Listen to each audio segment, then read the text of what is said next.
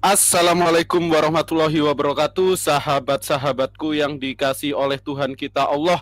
Jumpa lagi nih dengan hamba Goldian Simbolon or Pendeta Abednego, and welcome. Salam manusia merdeka, merdeka tanpa doktrin, Bapak-bapak pendeta. Oke, saudaraku yang dikasih oleh Tuhan kita Allah, Tuhan tempat bergantung segala makhluk ya. Semoga Allah senantiasa memberkati dan menjaga kita dan kalian semua ya di kondisi COVID yang marak ini ya. Oke, teman-teman, besok kita menuju kemenangan ya, yakni Idul Adha, dan sekarang malam takbir, kita bertakbir sedikit ya. Allahu Akbar, la ilaha illallah, wallahu akbar, Allahu Akbar, walillah ilham. Masya Allah, cerah amat ya langitnya. Nah, di sini saya tidak sendiri, saya bersama Gurunda Zuma akan membahas tentang penebusan dosa ya, yang dimana penebusan dosa ini adalah sebuah doktrin atau ajaran yang diimani oleh sahabat-sahabat kita Kristiani. Ini kita sambil nunggu sahabat-sahabat kita Kristiani, kita bincang santai dulu bersama Gurunda Zuma, dan insya Allah Gurunda Zuma akan memaparkan keabsurdan tentang penebusan dosa yang diimani sebagai doktrin teman-teman kita Kristen ya, yakni matinya Tuhan maka dosa itu akan diselamatkan. Saya sapa dulu. Assalamualaikum warahmatullahi wabarakatuh, Gurunda Zuma. Waalaikumsalam warahmatullahi wabarakatuh. Masya Allah. Masya Allah, ngantuk nih ya? Baik. Alhamdulillah, baik, baik, baik. Nah, malam takbir nih, Gurunda. Iya, malam takbir, ya, malam kasih sayang. Bukti bahwa Islam itu adalah agama kasih sayang. Masya Allah, ya, kalau kata Allah itu inna fatahna laka fatham mubina, sesungguhnya kemenangan itu adalah kemenangan yang nyata ya. Allahu Akbar, walillah ilham. Oke, kita langsung saja ke pokok pembahasan ya, yakni konsep penebusan dosa yang diimani sahabat-sahabat kita Kristiani sebagai ya doktrin mereka ya, atas matinya Tuhan pribadi kedua di kayu salib, maka orang Kristen itu akan diselamatkan. Nah, kurang lebih begitu ya. Dan diawali dengan jatuhnya Adam dalam dosa, maka seluruh umat manusia itu berdosa. Nah, mungkin silahkan Gurunda sambil kita nunggu sahabat-sahabat kita Kristen yang lain. Baik. Bismillahirrahmanirrahim. Assalamualaikum warahmatullahi wabarakatuh. Waalaikumsalam warahmatullahi wabarakatuh. Malam ini kembali saya diundang oleh adinda saya ya, yang baik, untuk materi kajian tentang apa temanya tadi? Penebusan dosa. Jadi kata penebus dan juga dosa adalah dua kata yang banyak menipu manusia. Banyak manusia yang memperbodoh diri dengan dua kata ini. Memperbodoh diri dalam arti kata bahwa mereka menganggap bahwa dosa yang mereka lakukan itu bisa dihilangkan, bisa ditebuskan oleh oknum Tuhan itu sendiri dengan cara-cara paganisme. Nah, saya seringkali mengatakan pada lawan diskusi ya, bahwa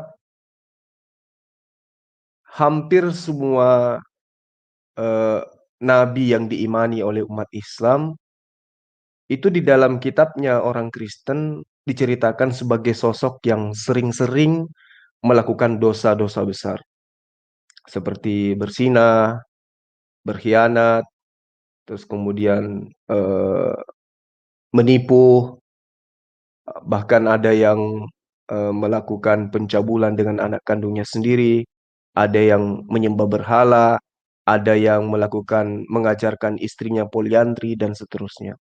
Nah, akan tetapi jika semua nabi di dalam kitabnya orang Kristen ini sebagai manusia bermaksiat, tidak bermoral dan seterusnya, lalu bagaimana dengan Yesus? Nah, ini satu nabi yang dianggap pengganti dari Dewa Zeus. Mereka menganggap Yesus itu ya sebagai sosok yang mulia, santun, baik, kemudian ramah, rela mengorbankan nyawanya sebagai penembus dosa untuk menyelamatkan mereka. Tapi kita mampu membuktikan bahwa Yesus tidak pernah menjanjikan penebusan dosa kepada murid-muridnya. Bahkan dalam Islam itu jelas semua nabi-nabi sebelum Yesus tidak pernah ada yang memperkenankan penebusan atau penghapusan dosa dengan membunuh manusia yang dianggap Tuhan. Jadi murni konsep penebusan dosa itu adalah ajaran pagan. Lalu kemudian kita tahu bahwa bagi orang Kristen meyakini Yesus sebagai korban penebusan dosa adalah merupakan piagam atau sertifikat bagi keselamatan mereka. Ya, itu adalah hal yang mereka imani sebagai konsep. Jadi semua keturunan Adam agar terhindar dari kebinasaan kekal, yaitu masuk ke dalam neraka, maka Yesus dianggap sebagai juru selamat. Siapa yang tidak menyembah Yesus, maka dia tidak diselamatkan. Nah, tapi pada kenyataannya Yesus sama sekali tidak pernah mengajarkan adanya apa tuh yang mereka sering sebut dosa waris. Ya, harusnya sih itu bukan dosa waris, tapi bohong waris. Artinya konsep kebohongan, ya, konsep dusta yang diwariskan kepada generasi-generasi selanjutnya. Sampai mereka semua menjadi pendusta dan pembohong, gitu. Dalam Gospel karangan Markus misalnya di pasal 10 ya, bab 10 ayat 17 sampai ayat 19. Di situ ada kisah yang kemudian diceritakan bertanya jawab dengan Yesus. Guru, apa yang harus kuperbuat untuk memperoleh hidup yang kekal? Nah, sang guru ini menjawab, mengapa kau memanggil aku guru, apalagi kau embel-embeli dengan kata guru yang baik? Tidak seorang pun yang baik selain daripada Allah saja. Nah, engkau telah mengetahui segala perintah Allah. Jangan membunuh, jangan berzina, jangan mencuri, jangan melakukan saksi dusta. Kemudian jangan mengurangi hak orang lain. Hormati kedua orang tuamu. Nah, ini ajaran Yesus tentang keselamatan. Jadi gamblang, singkat, padat, akurat. Itu ajaran keselamatan yang diajarkan oleh Yesus. Tidak perlu lagi ada penafsiran, tidak perlu lagi asumsi, tidak perlu lagi teori-teori yang dirumuskan melalui bapak-bapak gereja untuk kemudian dijajakan sebagai modal untuk mengajarkan Yesus sebagai juru selamat. Yesus juru selamat menurut mereka, tetapi rumusannya jelas menurut Yesus. Jangan membunuh, jangan ada sembahan lain, jangan berzina, jangan mencuri. Itu juru selamat itu jalan keselamatan yang Yesus tunjukkan. Itu di dalam kitabnya mereka. Jadi Yesus yang adalah juru selamat bagi Bani Israel itu telah terang mengajarkan rumusan-rumusan keselamatan itu seperti apa. Tidak lain dan bukan adalah kuncinya mencapai keselamatan menurut Yesus itu adalah menjalankan hukum Taurat. Itu hukum yang harus dijalankan. Itu kunci untuk menjadi selamat. Nah, itu di dalam pengajaran orang Kristen yang kita ambil dari kitab mereka. Yang mereka tidak imani, mereka tinggalkan. Mereka lari cenderung ke ajaran Paulus. Nah, perlu diketahui bahwa di dalam perjanjian lama, ini nggak apa-apa ini, Dek, saya ngomong. Tafadol, Nggak apa-apa. Gurunda. Kita Oke, butuh edukasi yang lebih banyak ya karena malam ini malam kemenangan. baik. Jadi orang-orang yang lahir sebelum Yesus ya, para nabi sebelum Yesus, itu tertulis di dalam kitabnya Bani Israel yang orang Kristen sebut dengan Perjanjian Lama. Ya. Jadi orang-orang yang hidup di dalam aturan Taurat, hidup di zaman Taurat, mereka sebut dengan orang yang hidup di dalam Perjanjian Lama, yang nantinya mereka usangkan dengan aturan Perjanjian Baru sesuai dengan akal-akalan mereka. Jadi mereka ini mengenal ajaran keselamatan ya dengan mempercayai Allah sebagai Tuhan satu-satunya. Itu mereka yang hidup di dalam zaman Taurat. Jadi juru selamat satu-satunya dan penebus satu-satunya adalah Allah. Makanya Allah mengatakan di dalam Yesaya 45 ayat 21, bukankah aku ini adalah Tuhan?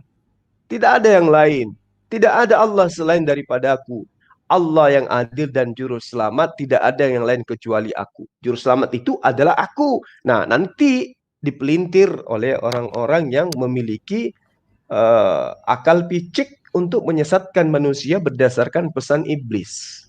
Agar manusia menyembah kepada manusia yang dinobatkan sebagai anak Allah. Di dalam di dalam Hosea 13 ayat 14, tetapi aku adalah sang pencipta alam semesta. Allahmu sejak di tanah Mesir. Engkau tidak mengenal Allah kecuali aku, dan tidak ada juru selamat selain daripada aku. Nah, kenapa kemudian Yesus itu selalu disebut juru selamat? Sedikit-sedikit Yesus itu juru selamat. Sedikit-sedikit Yesus itu juru selamat. Padahal seluruh nabi itu adalah juru selamat bagi umatnya masing-masing.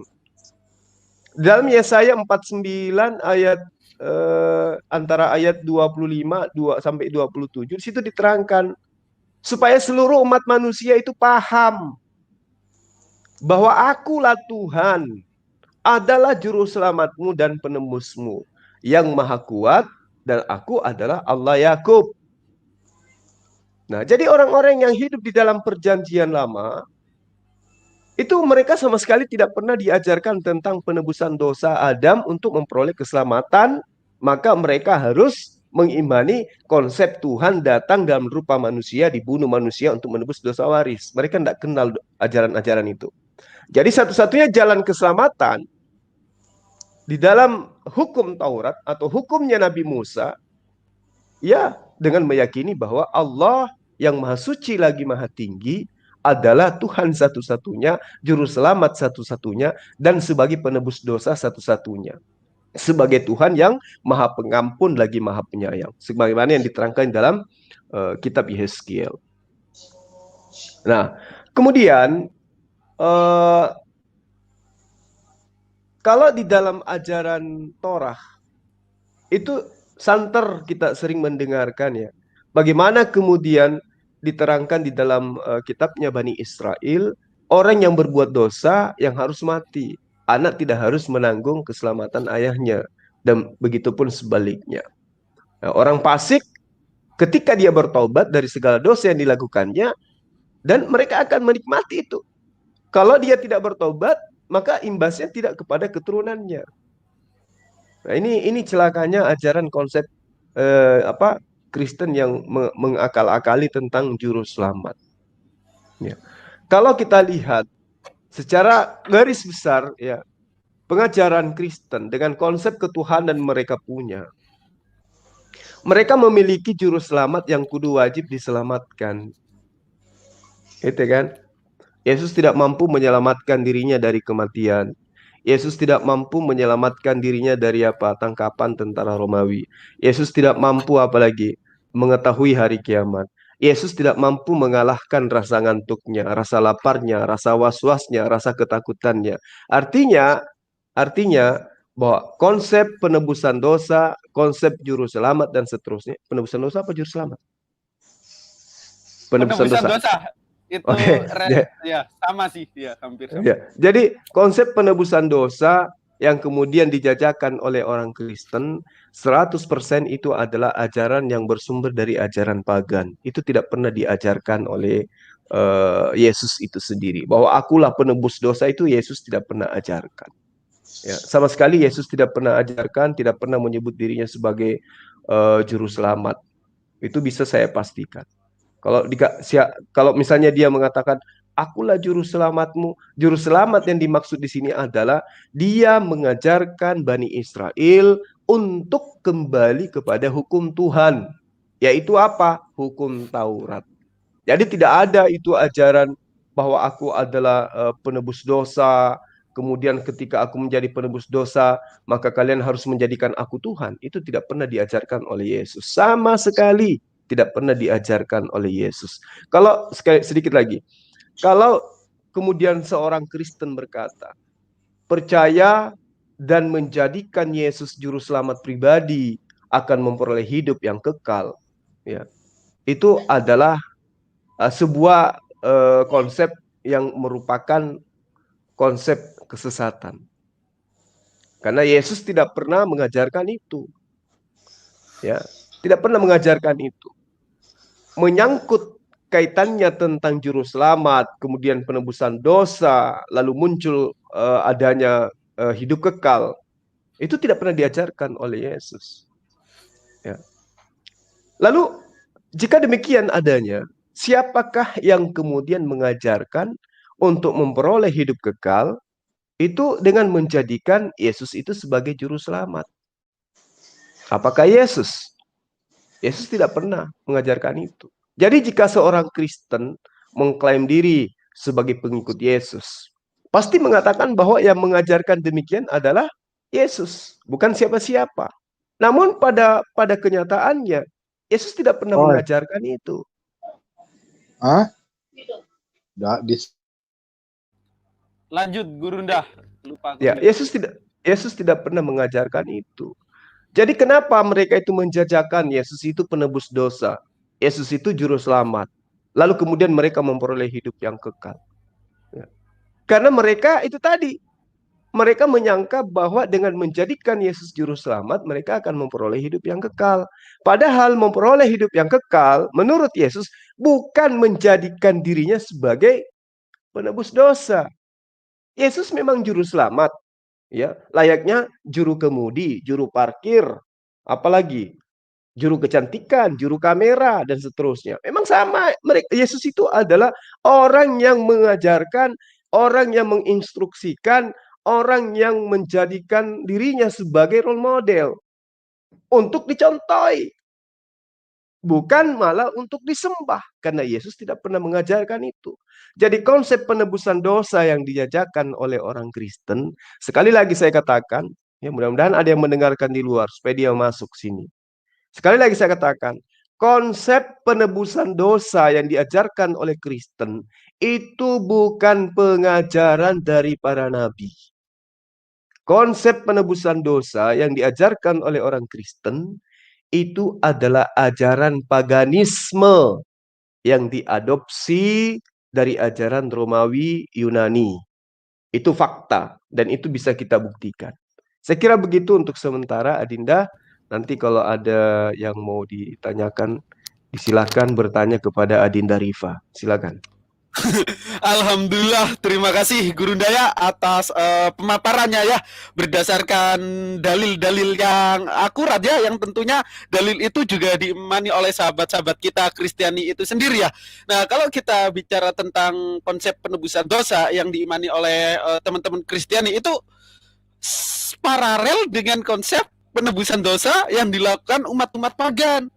Loh, kok Iya. gitu Goldian? Ya kita tahu seperti Osiris mati dan bangkit pada hari ketiga di antara orang mati. Lalu Osiris menebus dosa. Seperti Zeus yang turun. Nah, Tuhan-Tuhan turun itu adalah ajaran-ajaran paganisme yang ternyata ajaran itu didaur ulang oleh kekristenan sebagai ajarannya yang sangat doktrinal. Dan itu sungguh ironis ya, mereka malah meninggalkan kitab suci mereka malah mengimani sebuah konsep keselamatan yang konsep keselamatannya itu tidak jauh dengan konsep keselamatan pagan, dan tentunya konsep keselamatan itu dipropagandakan oleh Saul Tarsus ya, Saulus dari Tarsus atau yang kita kenal Paulus itu adalah orang Tarsus keturunan Benyamin. Gunda telah pernah memaparkan bahwa Benyamin itu disebut serigala yang berbuas oleh bokapnya Yakub, dan Paulus datang dengan gagah, aku ini keturunan Benyamin. Dan Paulus mendaur ulang konsep keselamatan pagan. Sahabat-sahabat bisa cek di dalam Roma 10 ayat 9 ya, atas matinya Yesus di kayu salib dan dia dibangkitkan di antara orang mati pada hari ketiga seperti dewa Osiris, maka kalian itu akan diselamatkan. Nah, jauh daripada ajaran Yesus, ternyata dahulu sebelum itu pra Yesus sudah ada konsep itu yang diajarkan oleh para penganut-penganut paganisme, yakni matinya dewa-dewa mereka maka dosa itu akan diselamatkan. Ya, seperti itulah bisa kita katakan adalah sebuah paralel ya dengan konsep keselamatan pagan. Ini sudah ada teman-teman yang hadir. Assalamualaikum warahmatullahi wabarakatuh. Bang Zainal, Unirifa, Umat Bahlul, dan sebarkan nih. Assalamualaikum dan selamat malam. Waalaikumsalam. Waalaikumsalam. Silakan Uni Rifah, bicara tentang penebusan dosa, ada yang mau disampaikan nih buat Mukodimah? Ya, sebenarnya saya mau nyimak di sini pengejar guru saya. Jadi intinya begini, intinya alhamdulillah umat Islam itu mengorbankan besok tuh kambing, sapi ya. Kita tidak perlu mengorbankan Tuhan gitu. Dan alhamdulillah. Satu lagi itu ya, saya mau ngasih tahu nih sama Bang Duma. Ternyata si Faktimah sedekah itu kenapa dia memilih Kristen, karena dia iri dengan laki-laki boleh poligami karena dia ternyata pengen dipakai rame-rame. Saya cuma mau kasih informasi itu aja. Terima kasih. Sekian. Astagfirullahaladzim. Waduh, Betul, berarti mau betul, dipakai betul, saya Andri nggak ya? fitnah. Saya nggak fitnah Bang Duma. Kan ketika saya di dalam itu, dia bilang gini, kenapa laki-laki boleh dipoligami sementara kan nafsu perempuan lebih besar, kata dia gitu. Jadi dia tuh kayaknya suka dipakai rame-rame. Oh iya, ada dasar. Ya benar-benar saya ikut nyimak waktu ini sama Fatimah ini, Mbak Ripanya. Iya, masalah Astagfirullah. siapa nanti bapaknya kalau hamil. Betul sekali ya. Nah, benar Uni Rifa ya, besok kita berkorban binatang kurban, bukan korban Tuhan untuk menebus dosa ya. Itu sangat majlub sekali ya sniper yang dilontarkan oleh Uni Rifa, dan tentunya akan menusuk jantung teman-teman Tritunggal cabang Nusantara nih. Silakan Pak Zainal Arifin. Ya, Assalamualaikum. Saya bangga nih. Waalaikumsalam warahmatullahi wabarakatuh. Para cendekiawan Muslim nih. Sudah nggak asing lagi nih Bang Zuma, Goldian, Ibu Rifa. Ya saya cuman bingung aja satu hal. Berbohong, mencuri, membunuh bagi mereka itu dosa. Tapi Tuhan mereka dibunuh itu merupakan karunia. Nah ini sungguh nggak masuk akal gitu kita sebagai manusia. Saya cukup ini aja. Saya lebih seneng nyimak gitu. Assalamualaikum. Waalaikumsalam warahmatullahi wabarakatuh. Ya, Bang Zainal Arifin, memang sangat absurditas ya konsep penebusan dosa atau konsep keselamatan yang mereka imani. Silakan Pak Umat Bahlul nih. Dari Kristen atau Islam, Pak? Halo Pak Umat Bahlul. Pak, sebarkan silakan. Mungkin menjauh dari perangkat Pak Umat Bahlul. Wah, tidak ada ya Pak, sebarkan udah keluar. Nah, mungkin saya izin sedikit share ya antara konsep keselamatan yang dimana ada korelasinya dengan penebusan dosa yang diajarkan oleh Yesus dan Saul Tarsus. Nah, kalau kita cek sahabat-sahabatku di dalam Matius 19 ayat 16 ke bawah, ini adalah sebuah konsep keselamatan yang akan dilakukan untuk memperoleh hidup yang kekal yang diajarkan oleh Yesus. Ya, tadi sudah disampaikan Guru Dharma, ada seorang yang datang kepada Yesus dan berkata, "Guru, perbuatan baik apakah yang harus kuperbuat untuk memperoleh hidup yang kekal?" Jawab Yesus, "Apakah sebenarnya engkau bertanya kepadaku tentang apa yang baik? Hanya satu yang baik. Tetapi jikalau engkau ingin masuk ke dalam hidup, turutilah segala perintah Allah." Ayat 18, kata orang itu kepadanya, "Perintah yang mana, Guru?" Kata Yesus, "Jangan membunuh, jangan berzina, jangan mencuri, jangan mengucap saksi dusta. Hormati ayahmu dan ibumu, dan kasihilah sesamamu manusia seperti dirimu sendiri." Kata orang muda itu kepadanya, "Semuanya itu telah kuturuti, Guru, apalagi yang masih kurang?" Kata Yesus kepadanya, "Jikalau engkau hendak sempurna, pergilah, jualah segala milikmu, dan berikanlah itu kepada orang-orang miskin, maka engkau akan beroleh harta di sorga, kemudian datanglah kemari dan ikutlah aku." So, jadi ketika ada seorang bisa dikatakan murid Yesus ya, atau orang yang berada di zaman Yesus, bertanya kepada Yesus tentang konsep keselamatan, Yesus merujuk atau mengatakan bahwa kalau kamu ingin memperoleh hidup yang kekal, yakni turutilah segala perintah Allah, jangan membunuh, jangan berzina, dan jangan mencuri, dan lain sebagainya.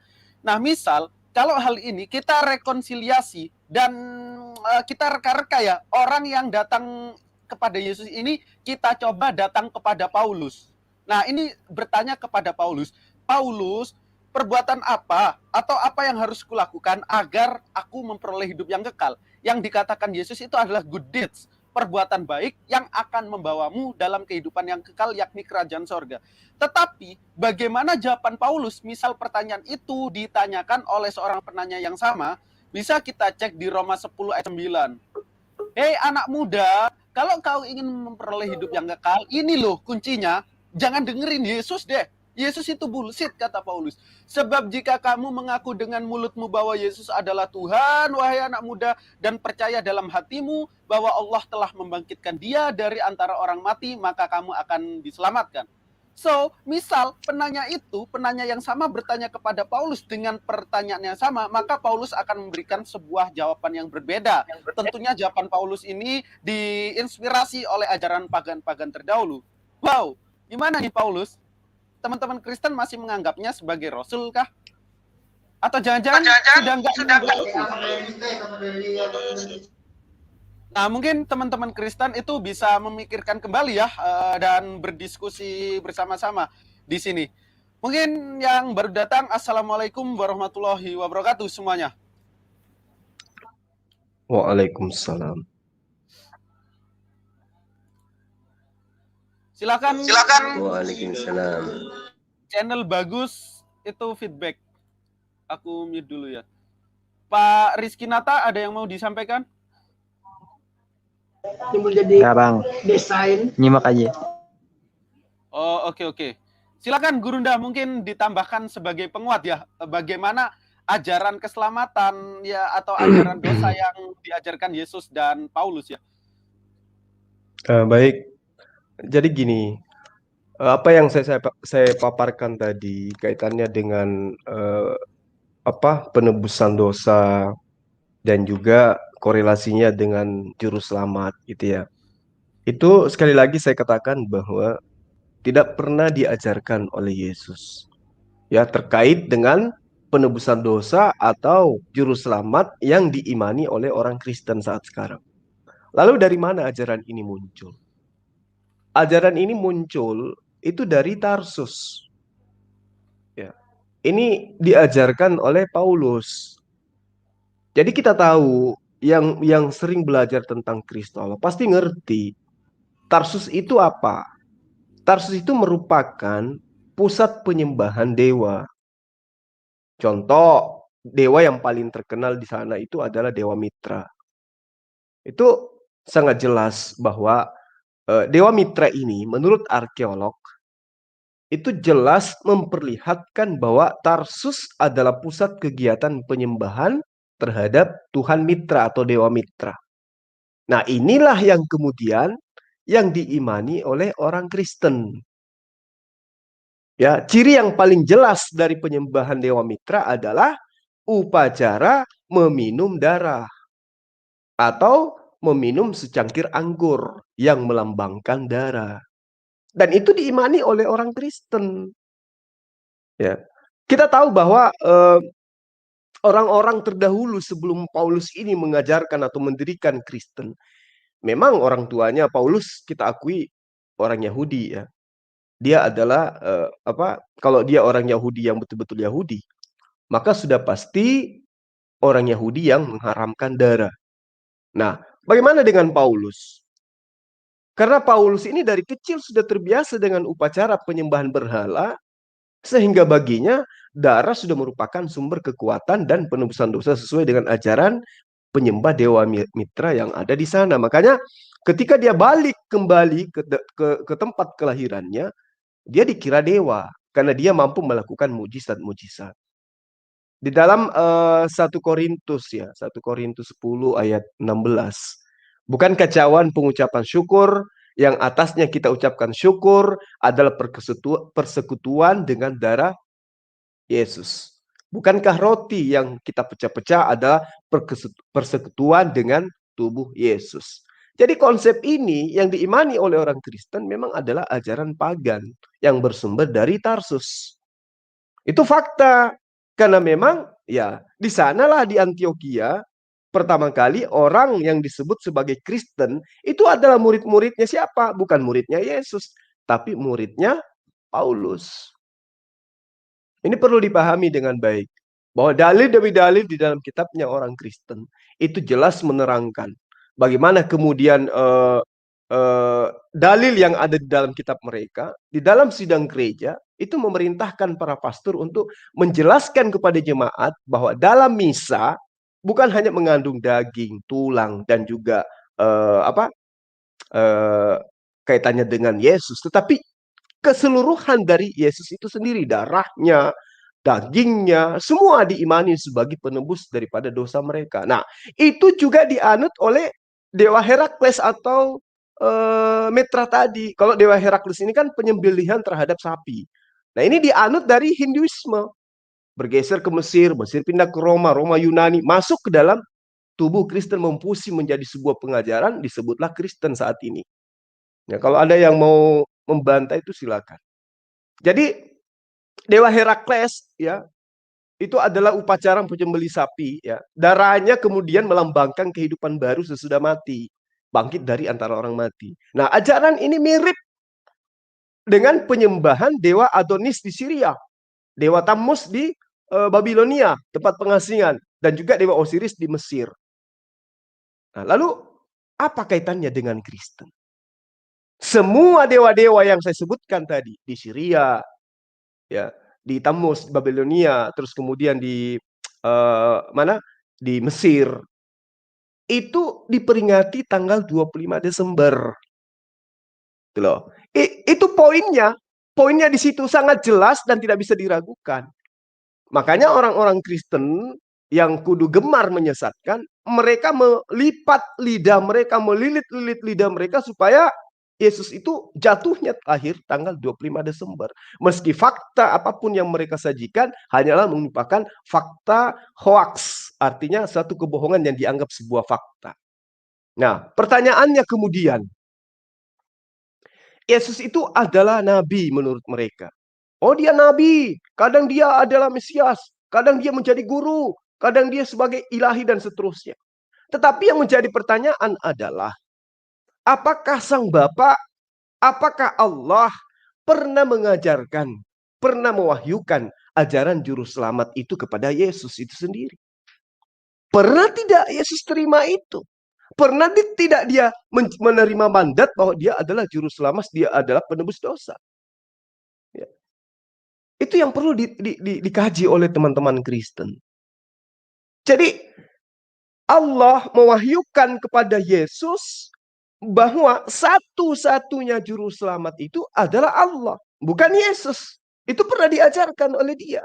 Dan kita tahu di dalam pengajaran teman-teman Kristen, Yesus acap kali masuk ke sinagog, mengajar dia, menjadi guru dia, menjadi informan terhadap orang-orang Israel pada saat itu. Apa yang dibaca? Surat-surat Paulus? Tentu bukan.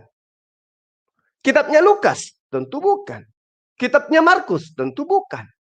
Kitabnya Matius? Kitabnya Yohanes? Kitab Wahyu? Tentu bukan.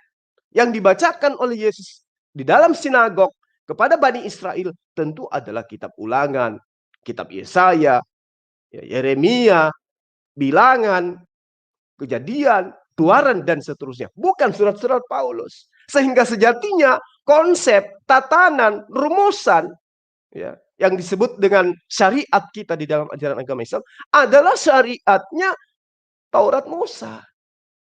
Jadi tidak ada juru selamat itu Yesus, tidak ada. Juru selamat yang diajarkan oleh Yesus kepada Bani Israel adalah Allah. Ya, beginilah firman Tuhan, Raja penebus Israel, Tuhan semesta alam, akulah yang terdahulu dan akulah yang terkemudian. Tidak ada Allah selain daripadaku. Yesus bacakan itu di depan Bani Israel. Yesaya 44 ayat 6. Yesaya 44 ayat 24, beginilah firman Tuhan. Tuhan Allah penebusmu. Itu Yesus ajarkan di depan Bani Israel. Yesus tidak pernah membacakan Roma 10 ayat 9. Jika engkau berkata dengan mulutmu bahwa Yesus itu adalah Tuhan dan apa yang kamu ucapkan itu dibenarkan oleh hatimu, maka engkau akan diselamatkan. Yesus tidak pernah membaca ayat itu. Yang Yesus baca adalah, beginilah firman Tuhan, Raja dan Penebus Israel, Tuhan semesta alam, akulah yang terdahulu dan akulah yang terkemudian. Tidak ada Allah selain daripada aku. Muncul kemudian Kristen membuat Allah baru berupa manusia yang dilahirkan manusia. Nah, kalau ada yang ingin membantah, silakan tampil ke depan. Adinda Goldian kasih kursi, biar kita terapi malam ini. Silakan. Tafadol, terima kasih Gurunda. Ini juga sudah ada sahabat kita Kristiani, Pak Wahyu Ilahi. Shalom, selamat malam Pak Wahyu Ilahi ya. Namanya bagus, Keislam-Islaman. Dua kata dari Al-Quran semua. Ya, semangat Iya, malam. Semangat Harusnya malam Theos. namanya. Oke. Nah, sebelum ke Pak Wahyu Ilahi ini, saya ingin share sedikit ya. Si Saul dari Tarsus itu ternyata pernah dianggap sebagai dewa loh, teman-teman. Ya, pada nggak tahu kan, teman-teman? Wah, jelas nggak tahu lah. Ini ya, kalau kita cek di dalam Kisah Para Rasul 28 ayat 6, namun mereka menyangka bahwa ia Saul Tarsus akan bengkak atau akan mati rebah seketika itu juga. Tetapi sudah lama menanti-nanti mereka melihat bahwa tidak ada apa-apa yang terjadi padanya, maka sebaliknya mereka berpendapat bahwa ia seorang dewa. Wow! Paulus yang dari Tarsus ini pernah dianggap sebagai dewa ya. Karena apa? Ajaran-ajaran yang telah diajarkan Paulus, aplikasi-aplikasi nyata yang telah diaktualisasikan oleh Paulus itu emang seperti ajaran-ajaran para dewa pagan. Nah, mungkin itu sedikit info untuk teman-teman. Silakan Pak Wahyu Ilahi ingin membantah apa yang saya paparkan atau dari Gurunda Zuma. Silakan. Yang Kristen siapa aja di sini? Masih Pak Wahyu Ilahi kayaknya. Nanti ada yang mau masuk juga, udah saya hubungin. Oke. Tadi aku mendengarkan paparan Bang Zuma ya tentang Yesaya 44. Itu yang berbicara di situ siapa Bang Zuma tadi? Yesus mengajarkan di Yesaya 44 ya? Iya. Betul ya? Benar, Bang. Oh, oke. Ya, inilah yang menjadi problem ya. Yesus itu ya, Yesus kalau saudara-saudara memahami tentang Yesus itu adalah yang diutus, dia sebagai utusan atau yang diutus untuk menyelamatkan manusia. Dari perjanjian lama sudah Bang Zuma sendiri katakan kan gitu di Yesaya 44 tadi yang sesuai keterangannya yang diterangkan. Nah, sesungguhnya kalau kita mau sederhana memahami, Yesus itu hanya berbicara dalam Injil, tidak pernah ada di dalam Yesaya kan begitu. Kemudian berbicara tentang tanggal 25, tentunya itu juga sudah fix ya. Di situ bisa dihitung dari para nabi-nabi ketika dia mempersembahkan ukupan ya. Itu hitungannya ada, cuman saya tidak memiliki data yang belum saya masukkan ya. Jadi kajian-kajian kita semua tidak ada mengadopsi dari pagan-pagan yang seperti yang Bang Zuma tadi sampaikan ya. Nah, terus berbicara tentang Paulus ya.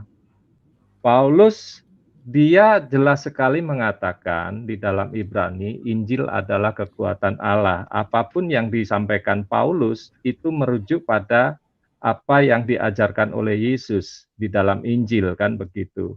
Jadi tidak satupun Paulus mengambil posisi lebih tinggi dari ajaran Yesus ya, justru dia sebagai sebagai hamba, makanya di dalam Filipi itu dikatakan ya mengikut Kristus adalah sebuah kebenaran, mati pun menjadi keuntungan bagi Paulus. Itu menunjukkan bahwa Paulus benar-benar submit kepada ajaran Kristus, ya, tidak pernah menyimpang, justru dia mendukung. Jadi apa yang disampaikan Bang Juma tentunya harus dipelajari secara utuh lagi, kan gitu. Nah, ini yang seringkali disalahpahami oleh teman-teman, mengambil literasi-literasi bukan dari sumber yang Alkitab tulis. Itu aja yang bisa saya tanggapi. Silakan Gurunda Zuma. Baik. Sebelum saya masuk inti ya, Bapak mungkin sahabat saya ya yang memiliki akun Wahyu Ilahi. Itulah cerminan nama Bapak dengan cerminan ajaran Paulus. Kenapa saya harus katakan seperti itu? Bapak bukan pengkitab Al-Quran, Bapak bukan Islam, tapi nama Bapak menggunakan bahasa-bahasa sakral dalam Al-Quran. Itulah cerminan Paulus. Bukan pengikut Yesus, tapi membawa-bawa identitas Yesus agar bisa menyesatkan banyak orang. Mohon maaf saya harus katakan itu. Kemudian, ketika sahabat saya mengatakan, Yesus itu tidak mengajarkan tentang kitab-kitab terdahulu, atau tidak mengajarkan tentang Yesaya. Saya akan kejar Bapak dengan data yang ada di dalam kitab Bapak. 1. Markus 1 ayat 21. Mereka tiba di Kapernaum atau sinagog ya kalau bahasa orang sekarang. Setelah hari Sabat mulai, Yesus segera masuk ke dalam rumah ibadat dan mengajar. Nah, ketika Yesus masuk mengajar, apa yang diajarkan? Apakah surat Paulus yang mengajarkan bahwa Yesus itu penebus dosa? Apakah ajaran Kristen yang mengajarkan bahwa akulah Tuhan Allahmu yang datang dalam rupa manusia, menjelma menjadi manusia, inkarnasi menjadi manusia untuk menebus dosa kalian? Tentu tidak. Untuk menguatkan itu saya bantu. Lukas 4 ayat 16. Yesus datang ke Nazaret, tempat ia dibesarkan, dan menurut kebiasaannya pada hari Sabat, Sang Yesus masuk ke sinagog, rumah ibadahnya Bani Israel, para penganut Taurat. Apa yang Yesus lakukan? Berdiri di depan mereka. Apa yang mereka lakukan? Apa yang Yesus lakukan? Berkhotbah. Dengan cara apa? Membaca dari Alkitab. Apakah yang dibaca dari Alkitab itu adalah surat Paulus? Apakah yang dibaca itu adalah surat Lukas, Markus, dan seterusnya? Tidak. Tapi ini Lukas yang menceritakan. Yes. Lukas dan penulis kitab kanon adalah wartawan yang menuliskan peristiwa yang simpang siur, yang hiring mudik di antara mereka. Peristiwa-peristiwa yang terjadi di antara Yesus, muridnya, pengajaran Yesus, dan hubungan Yesus dengan Tuhannya. Itulah yang mereka kumpulkan, mereka bukukan, lalu kemudian dijadikan sebagai kitab yang suci oleh sahabat-sahabat Kristen. Poin itu harus Anda camkan baik-baik. Yesus mengajarkan Alkitab. Alkitab mana yang diajarkan oleh Yesus? Tentu adalah Taurat, kitab tanah, kitabnya Bani Israel. Dan apakah Yesus pernah membatalkan itu? Tentu tidak. Yesus tidak pernah membatalkan sedikit pun tentang pengajaran Nabi Musa terhadap Bani Israel. Lalu kemudian ketika sahabat saya mengatakan tentang Paulus, itu adalah pengajaran yang diajarkan oleh Yesus yang kemudian Paulus syarikat. Tunggu dulu. Menerima sebuah informasi, orang yang sehat harus berkesesuaian dengan data. Ketika ada orang yang mengatakan, saya utusan Zulkifli Emabas, orang yang cerdas akan bertanya, kapan ketemunya dengan Zulkifli, Mas?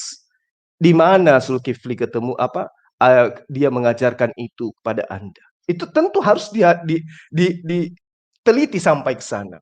Nah, kemudian muncul pertanyaan. Ketika apa yang diajarkan oleh Paulus kepada sahabat Kristen, muncul pertanyaan, apakah Yesus pernah mengajarkan kepada Bani Israel? Ya, atau pada saat dia berkhotbah di sinagog, bahwa dirinya itu telah dinobatkan sebagai juru selamat manusia. Sehingga orang Indonesia pun ikut-ikutan menyembah dia. Apakah pernah Yesus mengajarkan itu?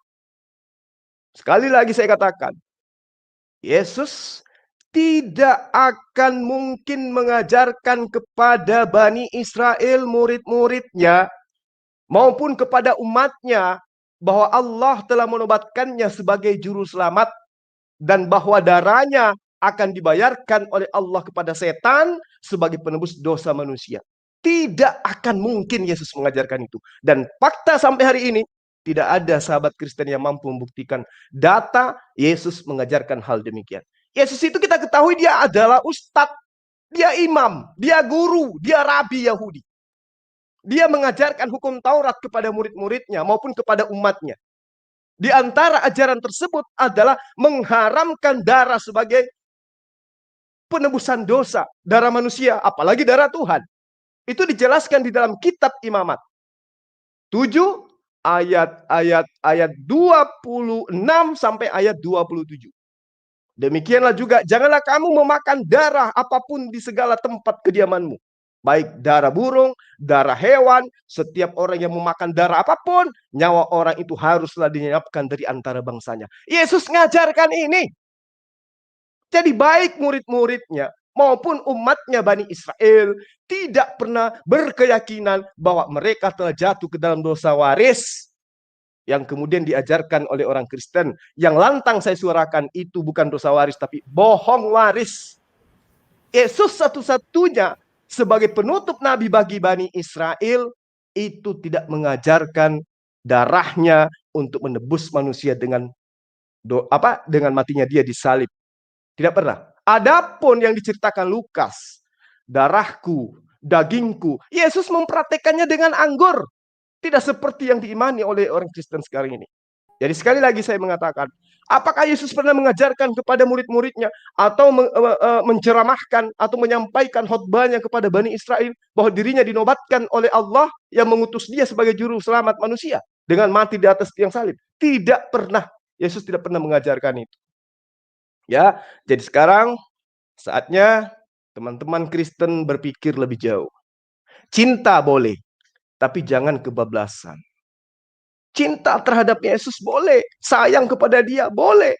Tetapi mengada-adakan atau mengasumsikan sebuah konsep rumusan-rumusan yang tidak pernah diajarkan. Ingat, kata Yesus, percuma mereka menghormat kepadaku, mereka memuji kepadaku, tetapi pekerjaan agama mereka, ajaran mereka, ibadah mereka hanya mendengarkan perkataan manusia, bukan perkataan Tuhan. Sementara Yesus mengatakan, tidak semua orang yang memanggil aku Tuhan, Tuhan, Kurius, atau Mar, akan masuk ke dalam kerajaan Allah, melainkan mereka yang melakukan kehendak Bapakku yang ada di surga. Nah, sekarang pertanyaannya, apa kehendak Bapa itu? Nah, itu PR.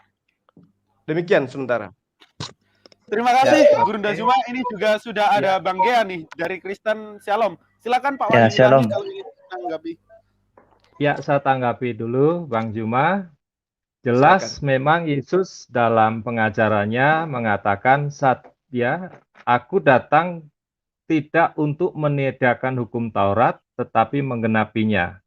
Ya, yang diajarkan pertama ketika dia ada di Bait Allah, tentunya dia adalah sebagai kegenapan sesuai yang tertulis bahwa dia datang bukan untuk meniadakan tetapi untuk menggenapi. Kemudian di dalam Yohanes 5 ayat 45 saya bacakan, sebentar tulisannya kecil ya, jangan kamu menyangka bahwa aku akan datang mendakwa kamu di hadapan Bapa. Yang mendakwa kamu adalah Musa, yaitu Musa yang kepadanya kamu menaruh pengharapanmu. Ayat 46, sebab jikalau kamu percaya kepada Musa, tentunya kamu akan percaya juga kepadaku, sebab ia telah menulis tentang aku. Jadi jelas sekali bahwa apa yang ditulis Musa tentang Hasim, tentang Bapa, itu dijawab oleh Yesus. Bahwa Musa pun menulis tentang Yesus, tentang Hasim itu sendiri. Oleh karena itu, jelas bahwa Yesus bukan hanya cerita, Yesus bukan hanya nabi, bukan juga guru, tetapi dia pada dasarnya intinya adalah Bapa atau Hasim itu sendiri. Sesuai dengan nats Alkitab di dalam Yohanes 5 ayat 45 sampai 46. Itu yang bisa saya jawab. Wow, Yesus HCM itu sendiri ya. Ini udah ada Bang Gia dan Jemaat Pendeta Abednego atau Ustadz Tunggul. Assalamualaikum Nanti saya warahmatullahi sikit ya wabarakatuh. Goldian ya. Nanti. Oke, sebelumnya ke Guruda dulu. Yesus adalah HCM. Waalaikumsalam.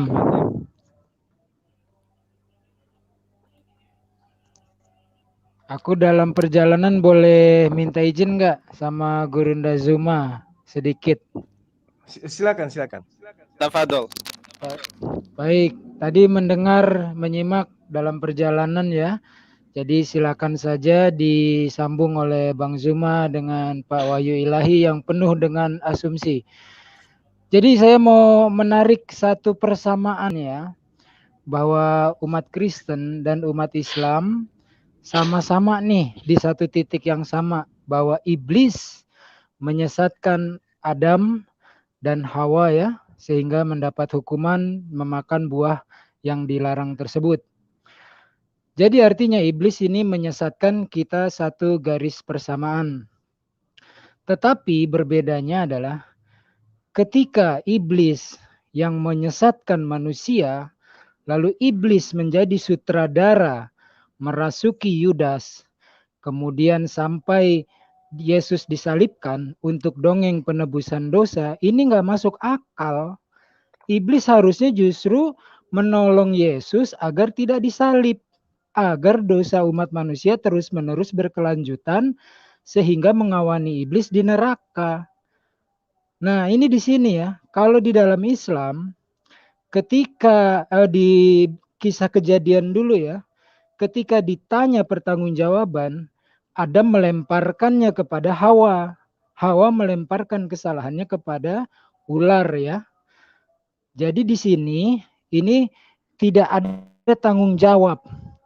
Tetapi di dalam Al-Quran diceritakan bahwasanya Adam mengakui bersama Hawa, memohon pertobatan kepada Allah yang Maha Pengampun, yang tidak memberikan kutuk. Allah yang Maha Pengampun memberikan pengampunan, dan doa memohon ampunnya Nabi Adam sampai sekarang masih dibaca oleh umat Islam di dalam sholatnya. Ya, banyak kita ini melupakan bahwa iblis itu penyesat. Jadi tidaklah mungkin iblis itu menjadi sutradara. Tanpa iblis yang merasuki Yudas, tidak akan ada penebusan dosa. Tanpa penebusan dosa, tanpa iblis, tidak akan ada dongeng penyaliban. Oke, segitu aja Pendeta Abednego, Gurunda Zuma, Umu Rifa, Maulana, Morehku, Wahyu Ilahi, Mr. Gia. Saya mohon pamit ya. Wassalamualaikum warahmatullahi wabarakatuh. Waalaikumsalam warahmatullahi wabarakatuh. Silahkan Uni Rifa. Oh ya, tafadol Gurunda Zuma. Uni Rifa mungkin silakan. Cuman menambahi sedikit, kita umat Islam ini tidak terbiasa berasumsi ya. Karena umat Islam ini ketika melakukan segala sesuatu itu pondasinya adalah dalil, bukan dalih ya. Ingat, dalil. Saya mau membacakan Ulangan 18:20 di mana dinyatakan bahwa seorang nabi yang berbicara apa-apa yang tidak diperintahkan Tuhan, dan ini luar biasa, maka dia harus mati. Itu adalah nubuatan tentang nabi palsu. Maka kita melihat di dalam Kisah Para Rasul 13 ayat 1, salah satu nabi dan pengajar termasuk di situ adalah Paulus atau Saulus. Dan Saulus ini dianggap rasul oleh orang-orang Kristen. Nah, dia berbicara itu bukan dari menyampaikan firman Tuhan. Kalau kita lihat di dalam 1 Korintus 4 ayat 9, saya akan bacakan ayatnya, di mana dia berkata, sebab menurut pendapatku, ingat ya, sebab menurut pendapatku, dia berpendapat sendiri. Allah memberikan kepada kami para rasul tempat yang paling rendah sama seperti orang-orang yang bla bla bla bla bla. Artinya di sini dia ini menyampaikan pendapatnya, bukan menyampaikan firman Tuhan. Karena nabi itu di dalam bahasa Ibrani-nya adalah yang pernah saya baca itu adalah buah perkataan. Jangan sampai Ibu, tunggu bentar, maaf anak saya. Buah perkataan, sementara naba di dalam bahasa Arab itu adalah yang ditinggikan. Artinya mereka yang ditinggikan lalu menyampaikan firman Tuhan. Bahkan ada pernyataan dari Tuhannya Bani Israel ya mengatakan barang siapa ada nabi di antara kalian maka aku menyatakan diri. Artinya Paulus sudah memenuhi nubuatan yang dinyatakan oleh Tuhannya Bani Israel. Barang siapa ada nabi yang menyampaikan segala sesuatu yang tidak aku perintahkan, maksudnya bukan gitu, tidak menyampaikan apa firman Tuhan, tapi mengatasnamakan Tuhan, maka dia harus mati. Dan mari kita lihat siapa yang dihukum mati. Ya Paulus, artinya terima kasih. Iya, dialah nabi palsunya. Itu saja, thank you. Terima kasih. Gurunda menambahkan atau langsung kita kasih ke sahabat-sahabat kita Kristen? Biar Ya, ini saya ditanggapi menarik dulu, ya, terlalu panjang nanti. Saya Ya, menarik silakan Umi Pak Rifa Wahyu Ilahi. mengambil kejadian ya. Mengambil kejadian berapa tadi 18 ya. Saya akan bahas juga nih Aci kalau sampai ambil Ulangan 18, Ulangan ulangan ya. 18 ayat 20. Artinya kitabnya Musa ya. Oke. Iya. Yap, Nubuat untuk Nabi Muhammad tuh.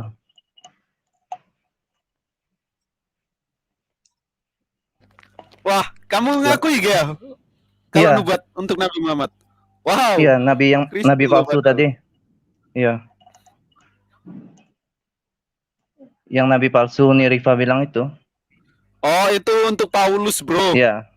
Yang Nabi Oh. palsu ayat 20-nya. Iya. Saya pikir buat Nabi Muhammad. Oke, aku mau bertanya sama Bang Zuma ya. Bang Zuma, Silakan. kalau menurut Bang Zuma Ya. untuk umat Muslim itu lebih kepada milah Ibrahim melalui Ishak atau milah Ibrahim melalui Ismail, Bang Zuma? Baik. Jadi yang kami tahu ya itu tidak bisa memilah antara Ishak dan juga Ismail. Kenapa? Perintah Allah untuk ikut kepada milah Ibrahim itu jelas. Bukan kepada milah Ismail atau milah Ishak. Nah, sekarang kalau berbicara mengenai milah Ibrahim, milah itu adalah ajaran. Berarti harus ikut kepada ajaran Ibrahim. Ajaran apa yang dimaksud di situ? Yang pertama kurban, yang besok kami akan lakukan. Yang kedua adalah sunat. Dan yang ketiga, tidak menyekutukan Allah dengan apapun itu. Dengan embel-embel manusia ajaib atau apapun judulnya. Itu milah Ibrahim yang kami ikuti.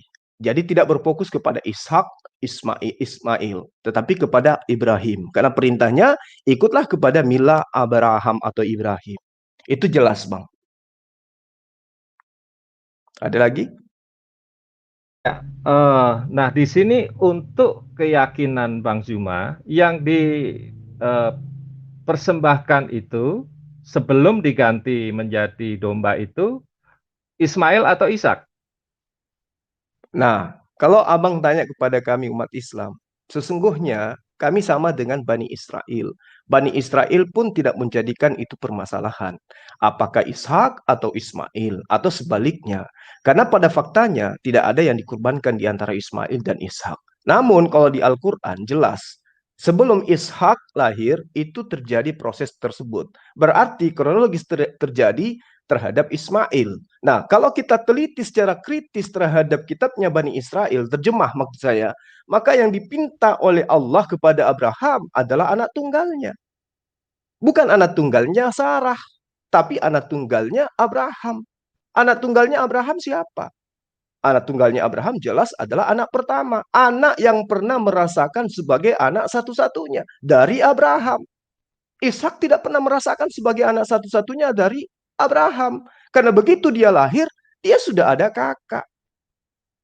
Jadi Al-Quran maupun kitabnya sahabat Kristen sama-sama. Kalau kita telaahnya dengan akal, maka kita akan menghadapi sebuah fenomena atau fakta yang ada bahwa yang diminta oleh Allah adalah anak tunggalnya Abraham, bukan anak tunggalnya Sarah.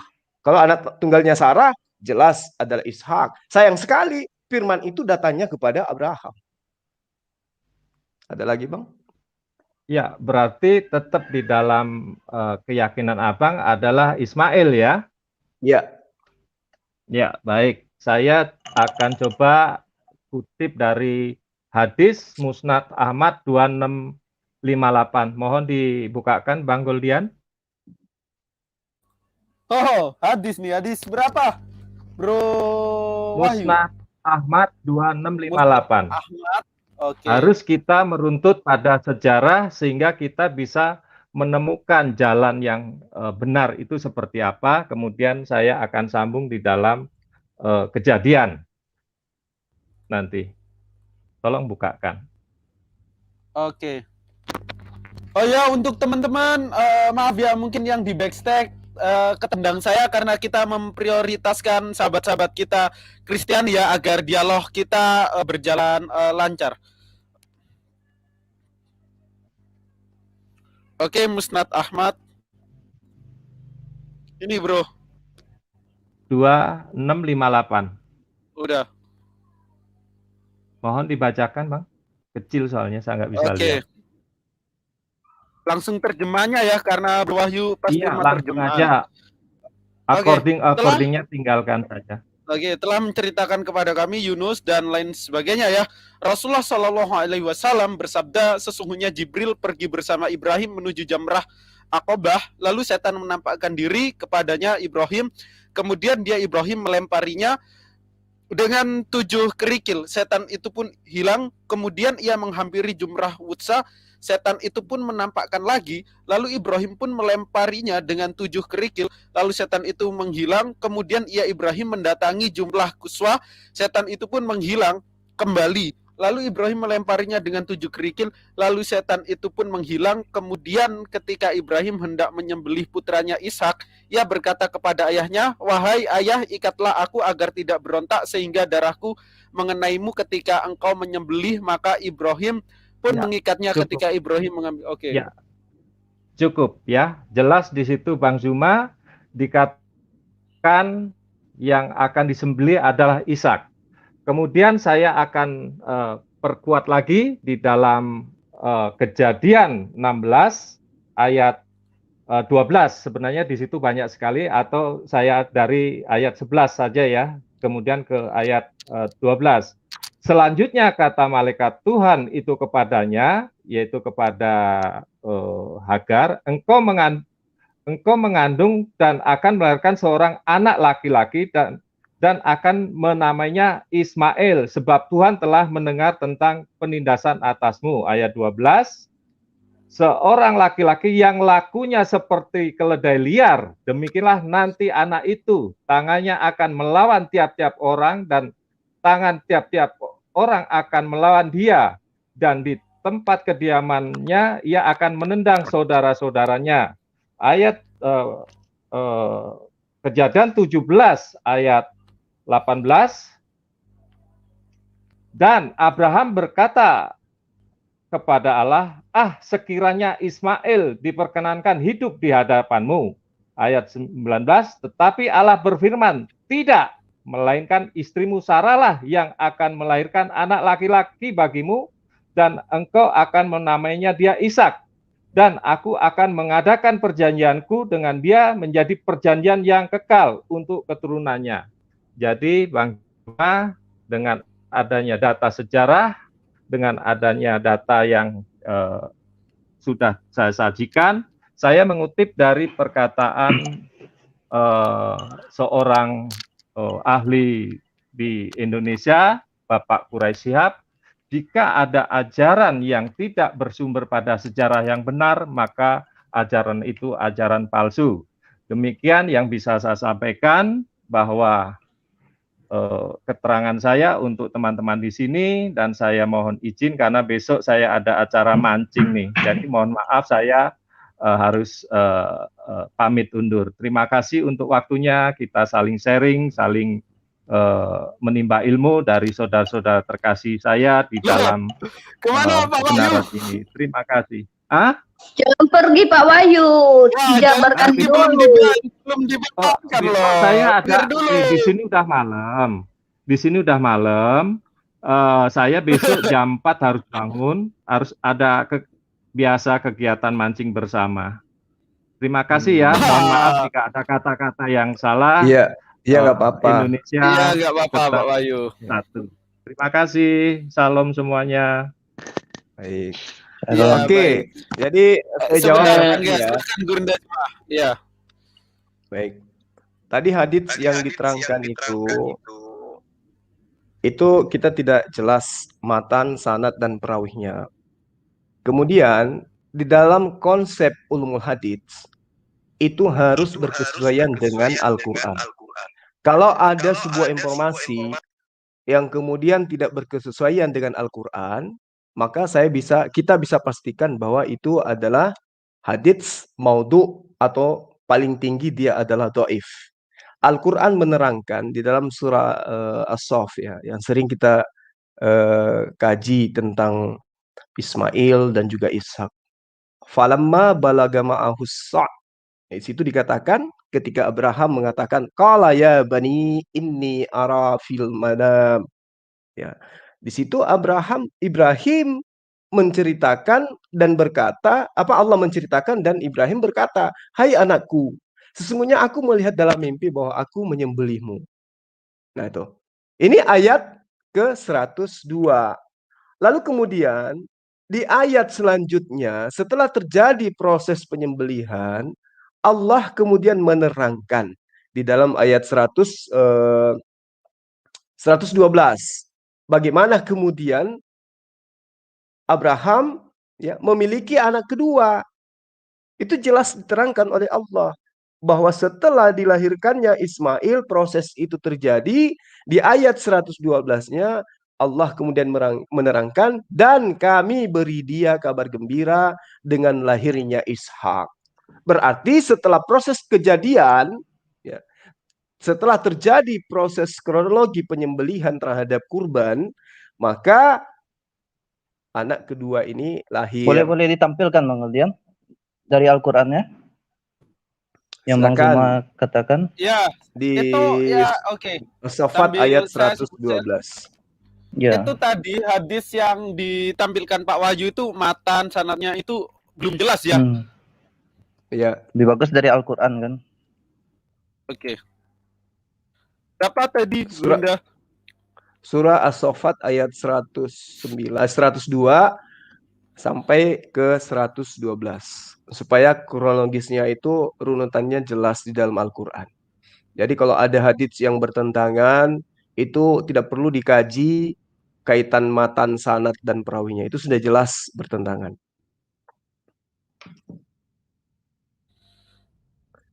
Di ayat 101,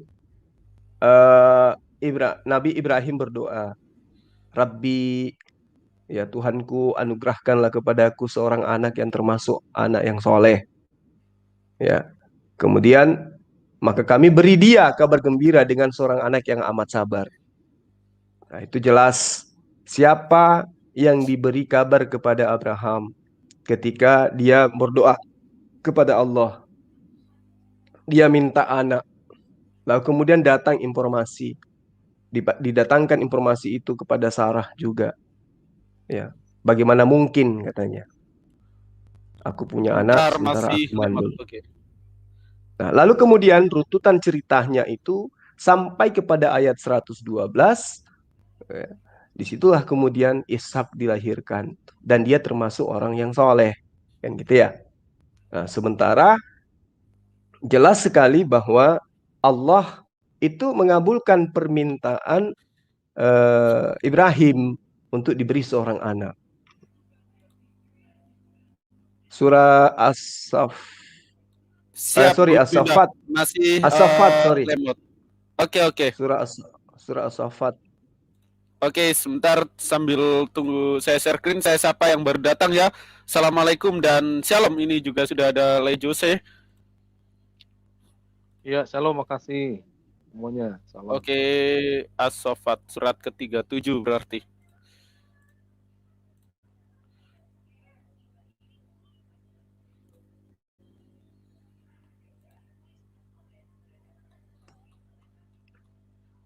Lalu tadi yang disinggung kejadian berapa itu? Kejadian 17 ya. Di situ Allah juga telah menjawab di ayat-ayat selanjutnya bahwa tentang Ismail ya. Kan Abraham minta kepada Allah tentang Ismail. Allah menjawab tentang Ismail, aku telah mendengarkan permintaanmu. Ia akan kuberkati kubuat beranak cucu yang sangat banyak. Ia akan memperanakkan 12 raja, dan aku akan membuatnya menjadi bangsa yang besar. Berarti yang menggenapi janji Allah kepada Abraham itu adalah Ismail. Coba kita lihat di ayat-ayat pertama. Apa janji Allah kepada Abraham? Ya. Allah menjanjikan sebuah perjanjian kepada Abraham. Dia katakan begini, Ini, Guru wahai udah ya. Ayat tafadhol. ayat 102. Oh, oke, 102 ya. Ini ya, teman-teman. Ya. Falamma balaga ma'ahus qala ya bani inni ara fil manam, terus dikatakan anni asbahuka. Nah, di sini jelas dikatakan maka ketika anak itu, nah di sini Ishak belum lahir. Ketika anak itu sampai pada umur sanggup berusaha bersamanya, ya, maka Ibrahim berkata, Maaf, wahai Bang Zuma, anakku. dari mana taunya Ishak belum lahir nih Bang Zuma? Dia Belum lahir nanti di ayat bawahnya ada. 112 coba. Di Iya. ayat bawah. Ini 112-nya Ishak baru lahir. Nah, di situ ada kata wa. Ya. Ada kata wa. Kata wa itu menandakan bahwa ini adalah kesinambungan cerita dari cerita di atas. Wa basyarnahu bi Ishak, ya, nabiyyam minas solihin. Dan kami beri dia kabar gembira dengan kelahiran Ishak, seorang nabi yang termasuk orang-orang yang soleh. Itu sudah terjadi kejadian. Nah, lalu Kelahiran kemudian Ismail? tadi itu tidak diceritakan kelahirannya, tapi yang diceritakan adalah kronologis. Kalau Anda, ya, kalau misalnya seseorang bercerita tentang Anda, itu berarti Anda sudah pernah mengalami kelahiran, meski tidak dijelaskan. Iya. Benar enggak? Ya, begitu Iya. cara menyikapi kalau Ya kan di dalam sini Al-Quran. yang Ismail kapan lahirnya, Bang Zuma? 102. Kan saya sudah katakan tadi. Di mana Ismail? 102. Ini Kan sudah saya 101. jelaskan tadi. Oh, 101. Ke 101 ya. Nah, Kejadian 101. Ada situ. Kejadian tentang kronologis mimpinya Ibrahim itu terjadi pada masa Ismail, ya, ada, dan di situ Ishak belum ada. Nah, Ishak nanti ada di ayat ke 112. Oh, itu. Jadi 101 Ismail tuh ya. Tapi kenapa pakai dalam kurung pula itu? Ya, itu dalam kurung untuk menjelaskan kepada Anda yang tidak tahu original teks. Oh, original teksnya ada Ismail, Bang Zuma? Tidak ada original teksnya, tapi untuk menjelaskan kepada Anda yang umat terjemahan harus dikasih supaya Anda tahu bahwa yang lahir bukan Ishak. Karena Ishak tidak mungkin lahir dua kali. Enggak usah pakai terjemahan, yang asli aja saya tanya. Ya, iya, itu sudah jelas. Bagi kami yang mengerti original teks sudah tahu bahwa yang diceritakan itu Ismail. Karena tidak mungkin Ismail, tidak mungkin Ishak. Ayo, apakah Anda ingin mengakui bahwa orang itu lahir dua kali? Kan ayat 112-nya siapa yang lahir di situ? Bukan, enggak apa-apa Ismail, tapi maksudnya itu kan dalam kurung. Kenapa harus ditambahi dalam kurung gitu? Ya, karena dia anak pertama. Siapa anak pertama? Memang pakai dalam kurung enggak apa-apa. Siapa anak pertama? Anak pertama Ismail. Nah, sekarang kalau di dalam anak pertama dituliskan Ismail, salah nggak? Iya, kalau memang ada dituliskan dari aslinya nggak salah. Nah, sekarang begini, Presiden Republik Indonesia berkunjung ke Makassar. Kalau presiden di situ saya tulisi Jokowi, salah nggak? Iya, nggak salah. Salah nggak? Oh, nggak salah. Ya udah, itu aja. Jadi gini, di original teksnya kan nggak ada ditulis. Terus untuk apa ditambah-tambahi gitu? Nah, sekarang saya tanya, di kitab Anda itu ada nggak original teks? Ada nggak original teks di kitab Anda? Perjanjian Lama, Perjanjian Baru. Ada nggak? Original teks ada lah. Mana? Saya lihat di kitab Anda nggak ada original teks. Di kitab satu kata pun. Di kitab Anda, Perjanjian Baru, Perjanjian Lama nggak ada original teks. Yang kitab LAI gitu maksudnya? Iya, betul. Kalau Anda cari original itu Itu apa? Se- Di mana se- original teksnya? Sebuah kedunguan yang luar biasa, Bang Zuma. Itu kan Kenapa terjemahan. bisa? Kenapa Itu kan Anda bisa terjemahan. mengatakan? Nah, sekarang saya Anda tanya Anda yang di cari dalam kurung, original saya teks tanya di dulu. kitab Ya, saya terjemahan. tanya, yang di dalam terjemahan yang ada dalam Hmm. kurungnya itu terjemahan atau original teks? Yang dalam kurung, Terjemahan dalam atau kurung original teks? terjemahan. Terjemahan. Oke. Berarti Ya. kalau di dalam Berarti? terjemahan ada original teks, itu adalah penjelasan daripada apa di dalam terjemahan ada dalam kurung, berarti itu adalah penjelasan dari original teks. Nah, sekarang saya tanya, terjemahan kitab Anda itu penjelasan dari mana? Iya, dari original teks kan gitu. Mana original teksnya mana? Coba tunjukkan. Saya mau lihat. Maksudnya Bang Zuma kan mau seperti Al-Qur'an. Ada yang Lah iya dong, originalnya, Anda kan ada memprotes. terjemahan. Anda kan memprotes. Saya nggak protes, saya cuma tanya. Lah saya sudah jelaskan. Saya sudah harus pakai tanda jelaskan. kurung? Itu untuk Kata Bang Zuma menjelaskan untuk kepada kami umat terjemahan. Betul. Sedangkan ada penjelasannya, ada original teksnya, ada terjemahannya. Anda belum mengerti. Coba, sudah jelas-jelas ayatnya. Jadi bahwa Al-Quran yang terjemahan itu untuk umat dilahirkan Kristen gitu. orang Al-Quran awam, terjemahan ini orang untuk umat manula. Kristen. Iya betul. Orang awam, bukan orang untuk manula. orang Islam. Orang Islam juga kan orang awam di situ. Orang awam berarti Anda awam dalam Al-Quran. Orang Islam yang tidak ngerti original teks juga untuk mereka. Nah, sekarang saya tanya sama Anda, pakai logika ini. Ishak lahir belakangan. Kemudian ada kejadian terjadi terhadap anaknya Abraham. Padahal sebelum Ishak lahir. Kira-kira menurut Anda siapa itu? Ya, yang duluan Ismail. Nah, udah. Terus Abang kenapa Zuma Anda tahu pertanyakan? Ismailnya dari siapa? Tahu anak pertama Ismail dari siapa? Ya ampun. Dari siapa tahunya, saya tanya. Ya. Ya, Anak Ismail anak pertama. Ditanggapin Gurunda Bang Gia ini Orang gila ini. Bang Gia ini sudah agak error ya. Dan peristiwa itu Enggak apa-apa. Bang Zuma tahu peristiwa di surat anak pertama As-Saff kan itu dijelaskan secara sistematis ya. Di ayat 101 itu tidak disebutkan secara literally bahwa ada kata Ismail dalam Arabiknya. Tapi kami yang memiliki akal itu paham. Loh, kok bisa gitu Goldian? Karena apa? Karena peristiwa yang berurutan atau sistematis itu, Ishak diceritakan dia baru lahir di ayat 100 ya 12 berapa ya. Nah, ini sahabat Kristen yang seperti ini sangat kritis loh. Padahal Bang kalau Zuma Tuhannya tahu itu. manusia dilahirkan oleh manusia enggak kritis, heran saya. Enggak, saya enggak bilang Yesus itu Tuhan, Bang Zuma. Saya karena kritis maka saya bilang Yesus manusia. Yang menjadi manusia. Iya. Tuhan yang menjadi manusia. Enggak, iya. Dia manusia. Manusia Bukan yang Tuhan. memiliki diberi kuasa ilahi gitu. Sama jadi seperti kuasa-kuasa.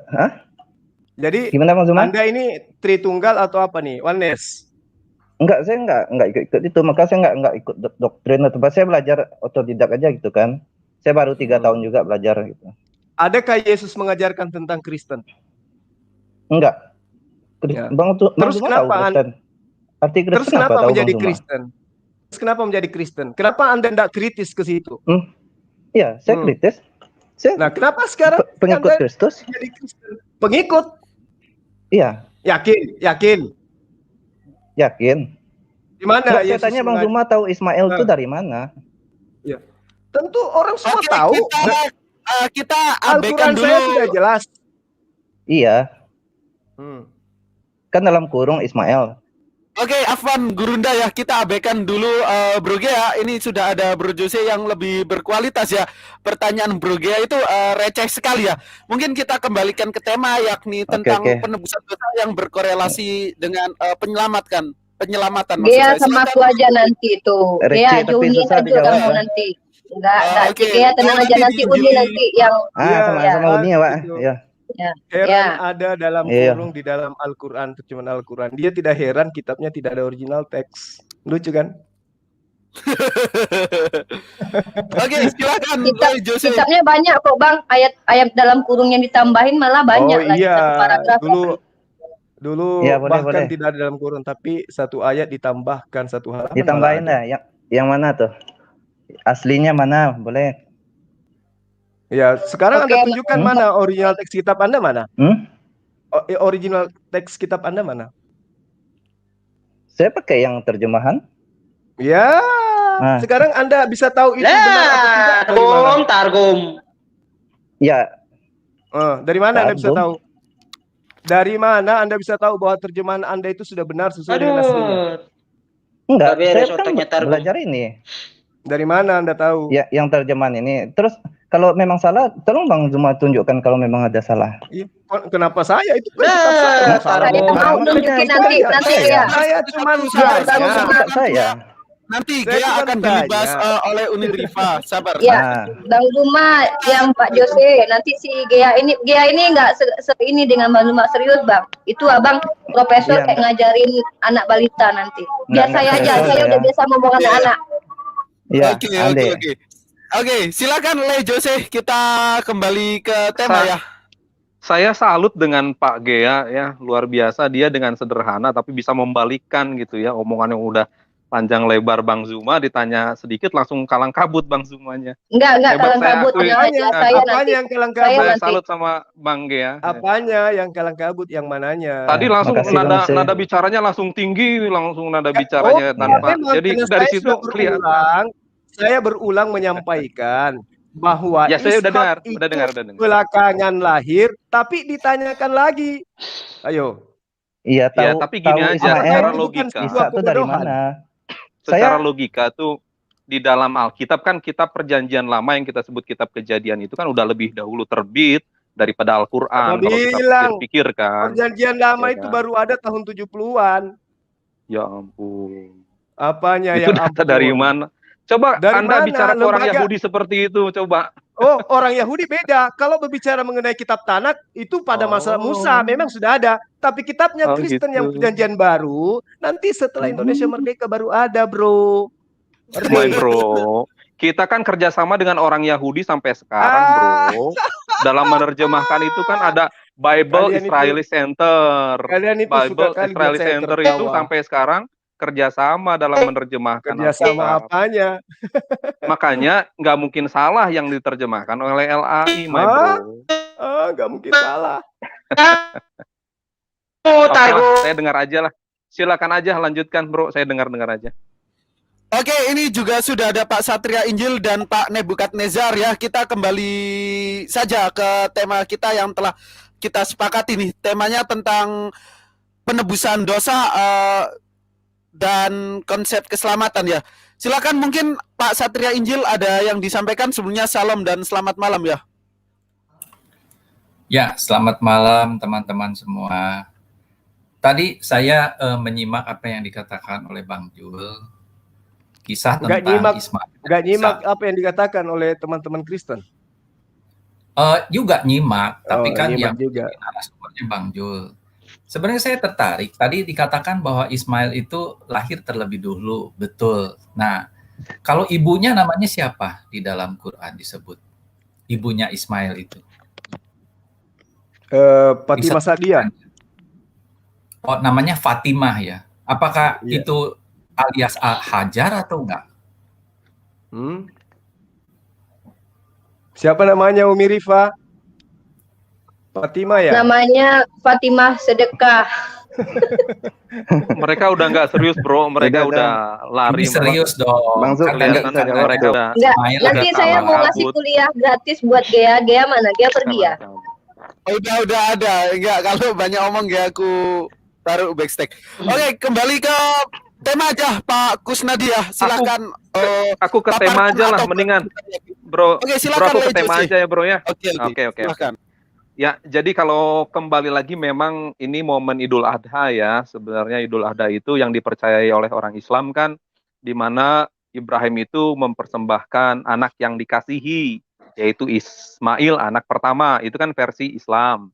Nah, kalau versi kitab yang terdahulu terbit ya, di dalam kitab Kejadian kita sebut atau Bereshit ya, kalau dalam orang Ibrani itu mereka mengakui anak yang dikasih itu adalah anak yang dijanjikan, yaitu Ishak gitu ya. Itu sebagaimana tertulis, nggak ada dalam kurumnya ya. Kalau di Al-Quran tadi kita lihat kan dalam kurung ya. Nah, kalau ini enggak. Iya. Nah, Iya, jadi karena ketika kitabmu itu terjemahan. ya nggak apa-apa. Nah, tapi di situ tuh dikatakan bahwa ada satu frase dikatakan bahwa di bukit inilah Tuhan menyediakan gitu kan. Jadi di sebuah bukit Tuhan menyediakan korban gitu kan. Nah, yang kami percayai di bukit dan Tuhan menyediakan korban itu adalah yang digenapi oleh Yesus Kristus, sebagaimana Nabi Yahya yang kalian kenal kami sebut Yohanes Pembaptis itu sudah sejak awal menunjuk bahwa itulah Yesus anak domba Allah gitu. Jadi kami sangat bangga dengan istilah anak domba Allah gitu. Karena memang anak domba Allah ini ditujukan kepada anak domba Allah yang dikurbankan itu untuk menggantikan Ishak gitu kan. Nah, jadi kami sudah lebih dahulu meyakini bahwa yang akan menjadi tebusan itu Yesus Kristus, itu jauh sebelum Islam gitu, itu yang harus dipahami. Dan yang kedua yang sering saya sampaikan ke sobat muslim, bahwa Tuhan itu kan dalam melakukan sesuatu itu tidak tiba-tiba, pasti membuat sebuah pola gitu. Sebuah pola yang akan nanti diterima gitu. Makanya pola-pola dalam perjanjian lama itu memang selalu mempersembahkan kurban gitu. Ada orang muslim bilang ketika di dalam zaman Salomo, ketika kami mengaku dosa kami dan menghadap kepada Yerusalem, kami akan diampuni, katanya begitu ya. Nah, tapi di dalam doa itu pun itu dalam rangkaian sebuah ibadah di mana tetap mempersembahkan kurban gitu. Jadi tidak berdoa minta ampun langsung diampuni seperti itu, tapi rangkaian ibadah itu selalu melibatkan pengorbanan gitu loh. Itu jangan paham, karena orang muslim biasanya comot ayat itu saja gitu, jika minta ampun akan diampuni, tidak seperti itu, tapi itu dalam rangkaian ibadah gitu.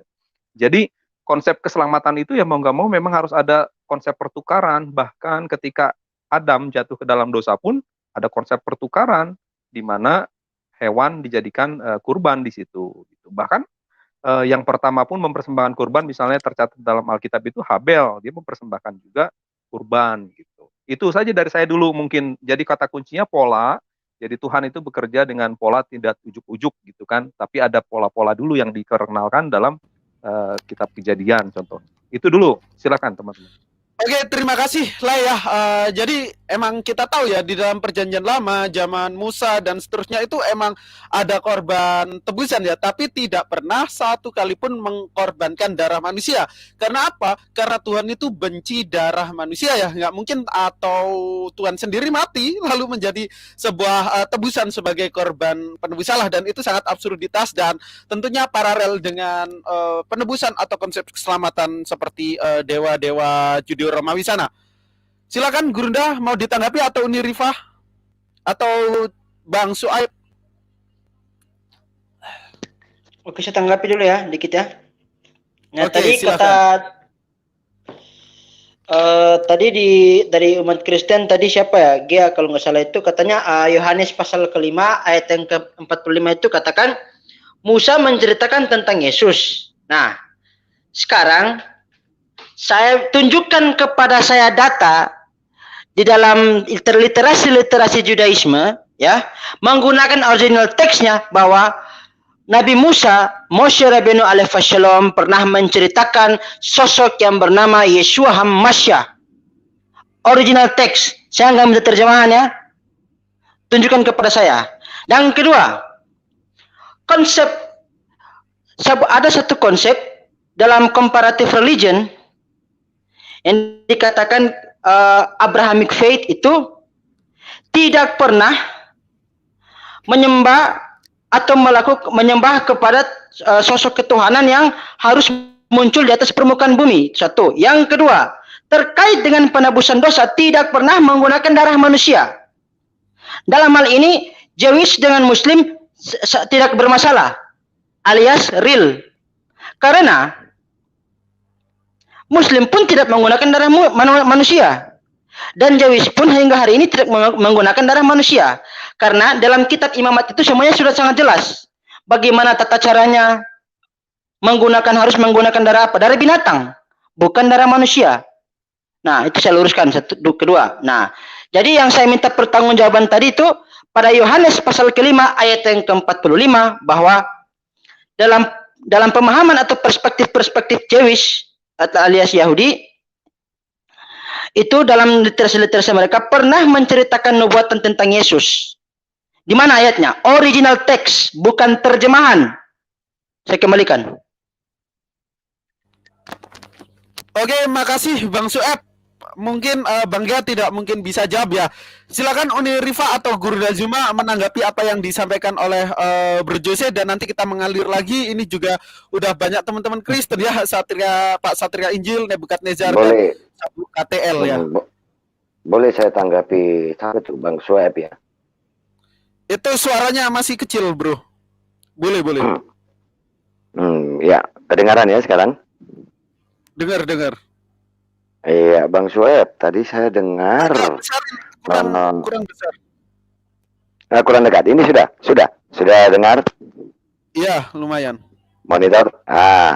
Sudah jelas ya? Ini hampir aku makan ini mic-nya ini. Apa sudah dengar? Oke. Dengar. Siap. Bang Sueb, selamat malam, sehat ya? Jadi begini. Besedar, Anitof Meot, Muslim Khawir, Waduh, keren banget bahasa Ibraninya. Oh, keren, mantap. Ya. Nah, jadi begini, tadi dari pernyataannya Bang Sueb mengatakan tidak ada masalah antara Jewish dan Muslim. Maksudnya begitu ya? Tentang kepercayaan Yahudi atau ini. Tapi kalau kita mau tanya, kebetulan momennya sekarang ini mau Idul Adha. Kalau Yahudi itu Isa, kenapa kok Islam itu Ismail? Di mana kesepakatan yang ada? Saya jawab.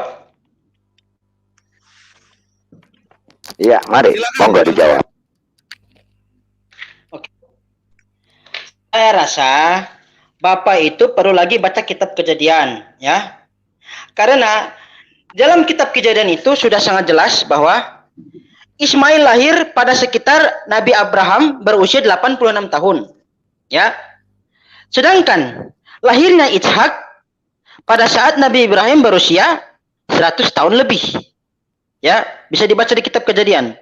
Dan pada saat diperintahkan untuk menyembelih adalah dikatakan ambillah anakmu yang tunggal, bukan anak kedua.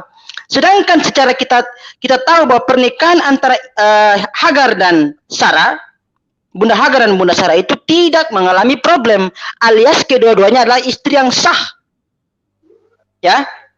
Jadi, jika bila mana perintah di mana memerintahkan ambillah anakmu yang tunggal, otomatis itu merujuk kepada Ismail, bukan Ishak. Anda kan jago bahasa ini, bahasa Ibrani ya, bahasa Yahudi, dan punya datanya. Yuk dibuka yuk yang ini terjemahan Yahudinya yuk. Kejadian 22 yuk. Anda kan jago. Ayo. Siapa? Lo. Buka aja. Waduh. Oh, nggak pakai laptop. Ya sudah, saya buka dari kitab saya. Setelah semua Kejadian 22, setelah semuanya itu Allah mencoba Abraham, Ia berfirman kepadanya, Abraham, lalu sahutnya, ya Tuhan. Firmannya, maksudnya firman Tuhan, ambillah anakmu yang tunggal itu, yang engkau kasihi, yakni Ishak. Pergilah ke tanah Moria dan persembahkanlah dia. Oke, Anda kan jago bahasa Ibrani, mari dibuka datanya, Ishak atau Ismail, monggo Pak. Ya udah tampilin aja ayatnya, biar saya bacain. Loh, Anda katanya mau pakai data, Anda pakai bahasa Ibrani. Iya Pak, saya kan pakai HP. Saya kan pakai HP Pak. Ya sudah, saya bisa sudah tampilkan data. Datanya di Kejadian 22. Kejadian 22 itu mengatakan Ishak loh ya, bukan Ismail loh ya. Nah, itulah Pak Nebukadnezar, kenapa saya katakan itu ada kontradiksi. Karena apa? Sebab Abraham itu mengkorbankan anaknya yang tunggal, bukan anaknya Sarah yang tunggal, bukan anaknya Hagar yang tunggal, tapi tunjukkan kalau Anda itu sesuai dengan Yahudi. Yahudi mengatakan Ishak. Mana? Tunjukkan. Tunggu. Pak Om Pendeta Abednego, coba tampilin dong Kejadian 16 ayat 1 sampai 3. Oke. Kejadian 16 ya.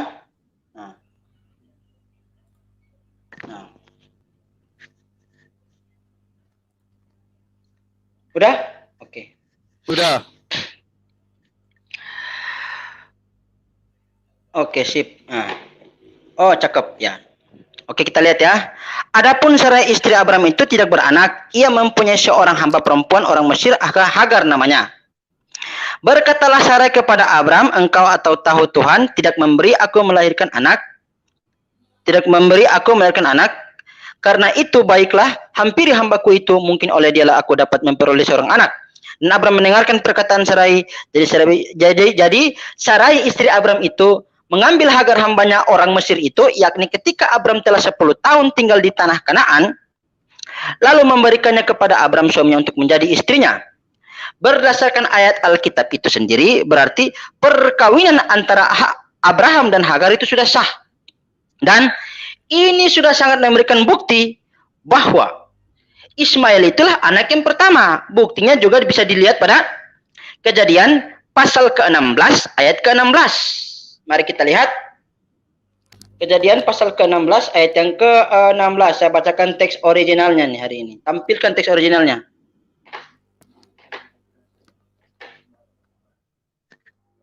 Khabat boleh, Safari juga boleh. Bagus. Ya, ada. Oh iya dong, kita bagus. Harus. Oh jago. Siapa bilang kita lemah? Oh. Nah, sekarang Bang Sueb, di situ di mana diceritakan di Kejadian 16 kalau Ismail? Tunggu dulu, saya mau baca. Jangan ganggu. Kejadian pasal 16 ayat ke-16.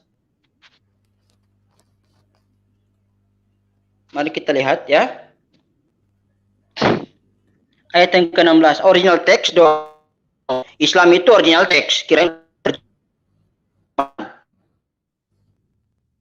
Anah Targum. Udah? Silakan. 16 ya? Sudah. Oke. Wa Abraham ben Shmonim wa Shanim beladet Hagar et Yishmael le Abraham. Dalam terjemahannya Abraham berumur 86 tahun ketika melahirkan Ismail baginya. Ya, ingat ya, 86 tahun. Dan juga mari kita lihat jadi pasal yang kedua Kejadian pasal ke-21 21 ayat yang ke-5. Kejadian 21 ayat yang ke-5.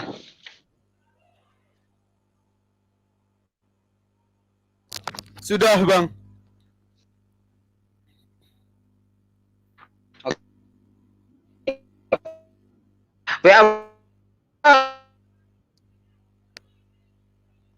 Niat Shana Behiwalet berumur 100 tahun Ishak anak lahir baginya. Pertama, pada keadaan itu Abraham berumur 80. Abraham 100 tahun ketika Ishak lahir. Sedangkan pada perintah di situ ya, pada Kejadian 22 tadi ya, ambillah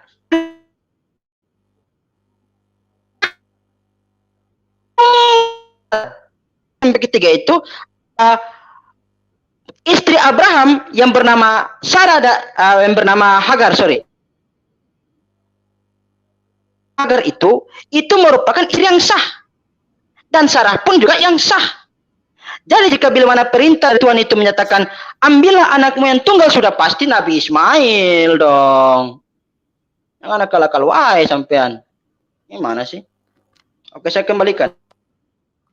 Oke, makasih, cukup clear ya, kita menguji berdasarkan original teksnya. Ya, Uni Rifa. Carikan ayat itu Ulangan 21:15, tampilkan juga sekalian. Iya, 21 dari Kejadian 21 itu diteruskan dong. Habis itu kan diusir kan si Hagar. Ayo, mana itu Bang Sueb, ayo. Bang Sueb, ya, 21. Ayo, 21. Kan diusir habis itu. Ayo, jangan comot separuh-separuh dong. Ayo, katanya jago bahasa Ibrani. Sampean nih Yo, gimana sih? ayo Tadi bahas dibaca tuh. Sudah itu kelahiran dan anak tunggal, betul. sudah saya alami kejadian 22. Bagaimana kita mau buktikan bahwa kalau Yahudi itu Isa, kalian Ismail. Nah, ini ayo kita buktikan. Anda hanya menjelaskan bahwa Ismail anak Hagar, benar. Kami tidak lari dari situ. Ayo. Sabar dulu. Kita satu-satu. Ya, ini Rifah berapa? Ulangan 2115 tentang hak kesulungan anak. Oke.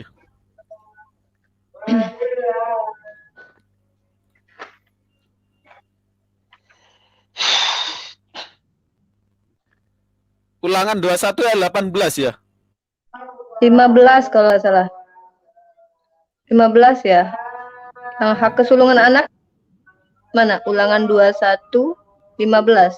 Oh iya.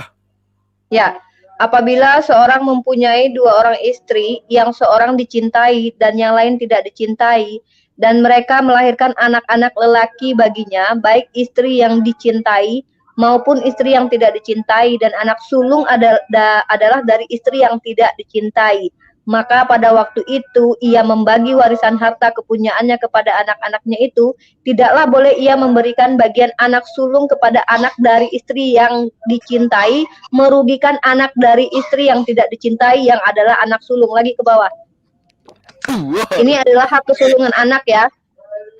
Tetapi ia harus mengakui anak yang sulung, anak dari istri yang tidak dicintainya itu. Seumpama Abraham pun tidak mencintai Hajar, tapi di sini aturan Tuhan berlaku bahwa yang namanya anak sulung itu tidak pernah bisa tergantikan. Jadi kalau mustahil, saya tidak percaya, saya tidak akan pernah menyembah Tuhan yang menjilat air ludahnya sendiri.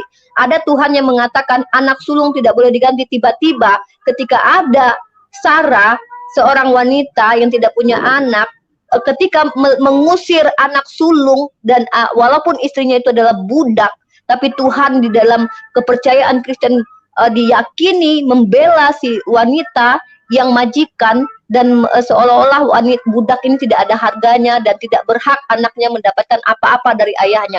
Sementara Tuhan itu sendiri menurunkan hukum bahwa hak kesulungan anak tidak boleh digantikan oleh istri yang tidak dicintai. Walaupun sekarang kita meyakini bahwa Abraham mencintai Sarah, tapi bagaimana mungkin Tuhan ini yang sama yang memberikan hukum tiba-tiba menolak anak sulung yang itu. Ismail tidak bisa ditangkis dan dibantah bahwa dia adalah anak sulung. Saya tidak akan pernah menyembah Tuhan yang pelin-pelan seperti ini. Makanya di dalam Islam Allah Subhanahu wa taala itu tidak memilih mau kamu keturunan budak, mau kamu keturunan majikan. Makanya Allah tidak pernah mengatakan nabi-nabi itu semuanya nabi itu berzina, nabi itu mengintip orang mandi, tapi tidak. Nabi itu adalah orang pilihan Tuhan. Saya memilih orang saja, nggak mungkin salah pilih, tidak mungkin sembarangan. Tuhan kok salah pilih gitu kan memilih Nabi. Jadi di sini kelihatan ya, akal sehat saya meronta ketika Tuhan yang sama katanya Tuhan yang sama yang memberikan fatwa hukum bahwa hak kesulungan anak tidak boleh diganti. Ternyata tiba-tiba orang Kristen mengatakan bahwa anak Ismail bukan anak keturunan Abraham. Karena dia adalah anak budak yang diusir oleh Tuhan sendiri, dan mereka percaya itu Tuhan seperti itu. Nauzubillah. Inilah perbedaan kita ya. Kami pakai akal sehat. Silakan lanjut. Hubungannya apa? Jadi ya hubungannya apa dengan penyembelihan? Yang disembelih apa? Yang disembelih siapa di situ? Ayo kita bicara tentang kesesuaian. Iya. Sabar. Ya, saya kan belum selesai dengan Joeb, ya kan? Ya sabar Pak Nebukadnezar. Ya Gurunda. Sabar. Saya lihat sudah lari dari tema, ya. Tapi nggak apa-apa. Ya, saya lagi tidak mau saya luruskan itu. Kita lagi tidak bicara siapakah yang dikorbankan. Kalau mau bicara siapa yang dikorban, besok juga nggak apa-apa. Kita expose lebih dalam. Ini mesti to the point cepat sekali kok. Dari kejadian 22 sesuai bahasa Ibrani Mr. Sueb yang jago itu kan sudah jelas Ishak. Gak usah lari kemana-mana. Kalau memang Ismail anak sulung, memang ada tertulis di kitab kita. Memang dia dari anak Hagar. Tapi siapa yang dikorbankan kan belum jelas di sini. Katanya sesuai. Ayo. Ya, begitu ya. Iya, Jadi saya gantian. mau tanya dulu nih, saudara siapa namanya? Ini bukan Lester nih. Anda percaya bahwa Bani Israel yang punya kitab Torah itu tidak dirubah-rubah? Anda percaya? Anda percaya bahwa Loh, kitabnya Musa sampai hari ini masih ini murni? loh, kita kan Sueb kan Enggak, punya yang enggak, asli. enggak, saya tanya Iya kepada Anda. kan? Yang Anda bilang percaya? merubah-rubah siapa? Siapa yang Enggak, bilang saya tanya. merubah-rubah? Loh, Saya kitab tanya. Anda bilang mengatakan loh ya, kalau Taurat dan Injil itu sudah ikut campur tangan manusia, bukan kita. Nah, sekarang saya minta Loh, Anda kenapa kok dibalikan pertanyaan kita? Targum, berarti kasihan amat berarti Aduh, berarti Bani begitulah. Israel enggak dulu. Berarti Bani Israel tidak salah menceritakan tentang Yesus dalam kitab mereka. Tidak sesuai dengan iman Anda. Loh, itu kan karena ajaran Anda mengatakan bahwa kitab kami dirubah-rubah. Bukan kami yang mengajarkan bahwa kitab kami. Kalianlah yang mengatakan. Oke. Berarti ajaran Yahudi tentang Yesus benar ya, tidak dirubah ya? Lah iyalah, apa semua ya? Mereka murid Yesus. Yesus sendiri ada orang Yahudi kok.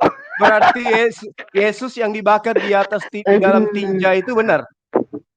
Loh, kamu ambil dari kitabnya siapa lagi? Apa? Ya, kitab apa itu? Saya mau baca dulu. Saya mau baca lucu. Kitabnya Iya, apa Bani namanya? Israel itu Kitab apa? kan Kitab apa? Kitab apa? bercerita tentang Kristen, kitab itu banyak. Maria. Ini Ibu, kamu jangan kecewa. Ya. Dengerin dulu orang ngomong. Kitab apa itu? Itu kitab apa? Kitab apa? Coba jelaskan. Kitab apa? Ngomong sekali aja, orang dengar kali. Loh iya, kitab apa? Gitu loh. Biar gantian, biar tidak tumpang tindih, biar audien yang di luar sana itu bisa mendengarkan dan mendapat poinnya ya. Kalau misal sangat cuma ketakutan bicara, orang. tolong jangan dipotong-potong. Ya. Iya, harus jelas. Kitab apa itu yang dimasukkan apa Zulkifli itu? Kitab apa itu? Kitabnya Bani Israel itu ada kitab. Iya, namanya apa? Namanya apa? Diam dulu. Namanya apa? Gantian, Nebukadnezar, gantian. Kamu kayak ketakutan sekali, kawan, ya. Sangat ketakutan Anda. Bani Israel itu tidak pernah mengenal Yesus di dalam kitab mereka. Paham? Itu satu. Kedua, ketika mereka bercerita tentang Yesus, itu ada di tafsir dan mereka sebut dengan kitab Talmud. Ngerti? Kalau Anda mempercayai apapun yang tertuang di dalam kitabnya Bani Israel, berarti Anda harus menelan tentang cerita mereka akan Tuhan kamu bernama Yesus. Itu poinnya. Sekarang saya ingin jelaskan melalui kitab terjemahan Anda. Supaya Anda paham siapa yang dikorbankan. Mohon izin moderator. Talmud itu ada dua, Talmud Yerusalem dan Talmud Babilonia. Gak usah ngajarin kami sudah tahu. Gantian biar tidak tumpang tindih, biarkan Ustadz Zuma memaparkan apa yang dipaparkan. Nanti sahabat-sahabat Kristen boleh menanggapi ya. Bisa disepakati. Tadi saya kasih kesempatan Le Jose, buktinya tidak ada yang motong. Beresin dulu tadi bro, dari itu tadi yang tadi yang pertama tentang Musa, iya, apa Ismail, Iska belum selesai larinya ke situ. Kejadian 22 ayat 9 supaya jelas siapa yang korbankan. Ayo, coba dijelaskan dulu. Itu kan asli, kita sama-sama klaim asli. Ayo. Moderator, ini tinggal di mute aja kok. Kenapa susah? Ya sudah saya mute. Ya, terus dibuka Sudah lagi. kalau memang nggak mau selesaikan topiknya tentang Ishak. Sabar bro Nebukadnezar. Tadi Le Jose bicara, saya kasih kesempatan leluasa sampai Le Jose memberikan kode terima kasih moderator baru saya alihkan. Ya, kita dengarkan Ustadz Zuma berbicara dan teman-teman Kristen nanti boleh menanggapi. Ishak Ismail, ayo kita lanjut. Ini baru dimasukin langsung ngoceh bro Nebukadnezar kayak mak-mak ya. Ustadz Zuma dari tadi tuh diam, dengerin sahabat-sahabat itu berbicara. Tolong kita beretitude ya. Kita beretitude sesuai dengan Tuhan. Ini astagfirullah. Astaga naga di surga papa. Lanjut Ustaz Zuma, saya taruh backstage dulu dia. Di dalam Al-Qur'an di surga papa. Di dalam Al-Qur'an Targum. Sabar Bang ya, di ayat 15 diterangkan, hai ahli kitab, sesungguhnya telah datang kepadamu Rasul kami, menjelaskan kepadamu banyak dari isi Alkitab yang kalian sembunyikan. Ini kata yang harus dipahamkan kepada teman Kristen. Bahwa ahli kitab itu cenderung menyembunyikan perkataan-perkataan Tuhan. Nah kita lihat tadi kejadian 22 ya. Ya, mereka ributkan ini kejadian 22 kan. Nah oke, kita bahas kejadian 22. Di kejadian 22 itu ada dua kejanggalan. Yang pertama, di kejadian 22 itu menceritakan seolah-olah Ishak itu berada di Berseba. Padahal tidak ada anak Abraham yang berdomisili di Berseba. Ishak dan ibunya justru tinggalnya di Hebron. Paham? Catat itu baik-baik. Kejanggalan yang kedua, pada Kejadian 22 ayat 19, Abraham dan Ishak pulang ke Berseba. Jadi seolah-olah Sarah berdomisili di Berseba. Padahal ya, kitab yang kalian pegang, Sarah itu berdomisili di Hebron hingga wafatnya. Plototin Kejadian 23 ayat 1 dan seterusnya. Nah, siapa yang kemudian tinggal di Berseba? Siapa yang diusir dan kemudian tinggal di Berseba? Siapa yang kemudian datang ke Hebron sebagai orang asing, membelikan tanah untuk istrinya untuk dimakamkan? Siapa yang datang ke Hebron dan siapa yang datang ke Berseba? Jadi ketika kejadian penyembelihan itu terjadi, Abraham dan anaknya kembali ke Berseba. Itu yang harus ditahu, siapa yang kembali ke Berseba, siapa yang ada di Berseba, dan siapa di Hebron. Hebron di situ adalah Sarah. Ishak tidak mungkin ikut ke Hajar. Dan Ismail tidak mungkin ikut ke Sarah. Masing-masing anak ikut ke ibunya. Ishak ibunya di Hebron. Berarti yang kembali ke Berseba, ke istrinya, ke mamanya adalah Ismail. Tetapi di situ dikatakan Ishak. Itulah yang diterangkan oleh Al-Quran. Ahli kitab itu gemar menyembunyikan kebenaran. Jadi saya simpulkan begini. Sekiranya Ishak yang disembeli, yang dikorbankan, yang mau dikorbankan, seharusnya di Kejadian 22 jelas menceritakan kepulangan Abraham ke Hebron, tempat tinggalnya Sarah.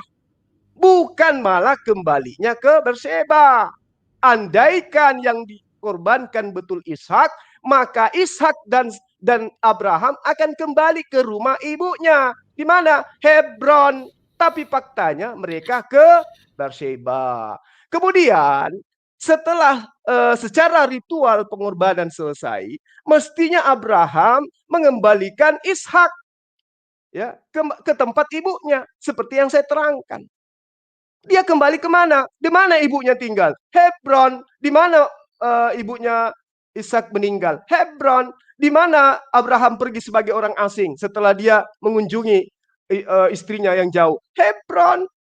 Jadi bukan ke Berseba.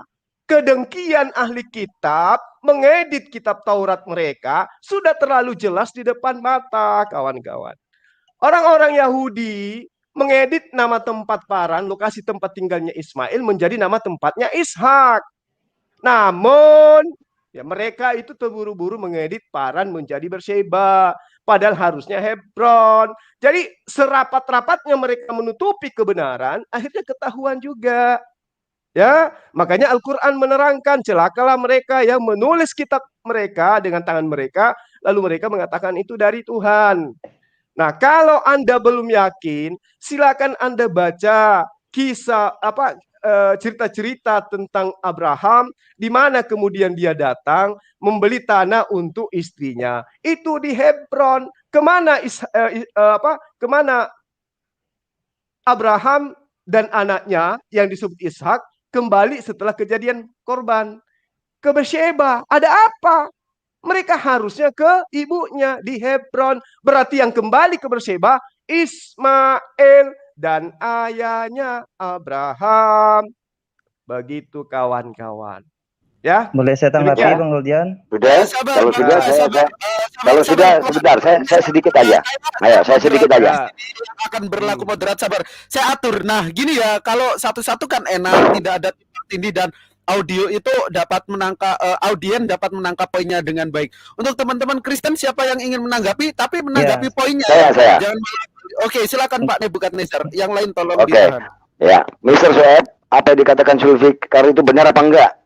Anda yang lebih jago loh ya. Anda yang lebih jago, katanya itu asli sesuai dengan teks. Benar enggak? Sudah diedit apa enggak? Nah, ini kitabmu yang mengatakan. Ngapain tanya Hebro? Kamu aja nggak tahu Hebro. Mr. Sueb, Anda kan yang jago dan katanya ini loh yang asli. Kenapa sekarang dibantah oleh Zulkifli? Gini, Pak Nebukadnezar, Anda menanggapi Bang Zul Ustadz Zuma atau siapa ini? Atau mengadu Loh, domba? kan saya kan menanggapi, karena kan saya kan memperkuat apa yang Sueb katakan. Silakan. Iya kan, Tolong Sueb ambil mengatakan ini substansinya aja. aslinya. Iya, Tidak makanya perlu, itu dia. tidak perlu Ini kitab aslinya asli. sesuai. Loh, Kita nggak perlu perlu dari teman Anda loh, dari teman Anda. Itu dari teman Anda. Kenapa Anda Bagaimana- sekarang menggagalkan bagaimana pernyataan teman kemudian- Anda bahwa itu ada yang Tolong kasih asli? kesempatan dong. Kasih kesempatan dong Gimana? kepada orang Loh, Kristen Anda dulu. kan sudah lama. Kasih kesempatan. Anda kan sudah lama. Mungkin saya kasih Le Jose untuk menanggapi substansi yang disampaikan oleh Oke. Ustadz Zuma, karena Pak Nebukadnezar Oke. ini malah mengadu domba dan diskusinya tidak Enggak. menjadi substansial, seperti politik divide et impera. Oke, silakan. Enggak, sebetulnya udah bener, tadi kan harus dikonfrontasi kan antara seorang muslim yang satu, muslim yang dua, kok berbeda pendapat. Tapi oke, saya akan berangkat perbedaannya kepada di mana? kejadian. Perbedaannya Oke, di gini- mana dengan Suhaib? Gini, saya udah jelasin aja lah Bang Zuma. Ayo, Ya. kalian itu 21 ayat, coba dibuka dulu Kejadian 21 ayat 33 ya, tentang Barseba nih. Barseba ayat biar 14-nya orang. coba. Mulai dari Oke. ayat 14-nya. Siapa yang di Berseba di situ? Siapa Oke, yang di tapi Berseba? oke. Maka pergilah Hagar dan mengembara di mana katanya? Di mana mana? baca? Baca teman, buka dulu biar semua lihat. Oke, kejadian berapa, Le Jose? Kejadian 21 ayat 14.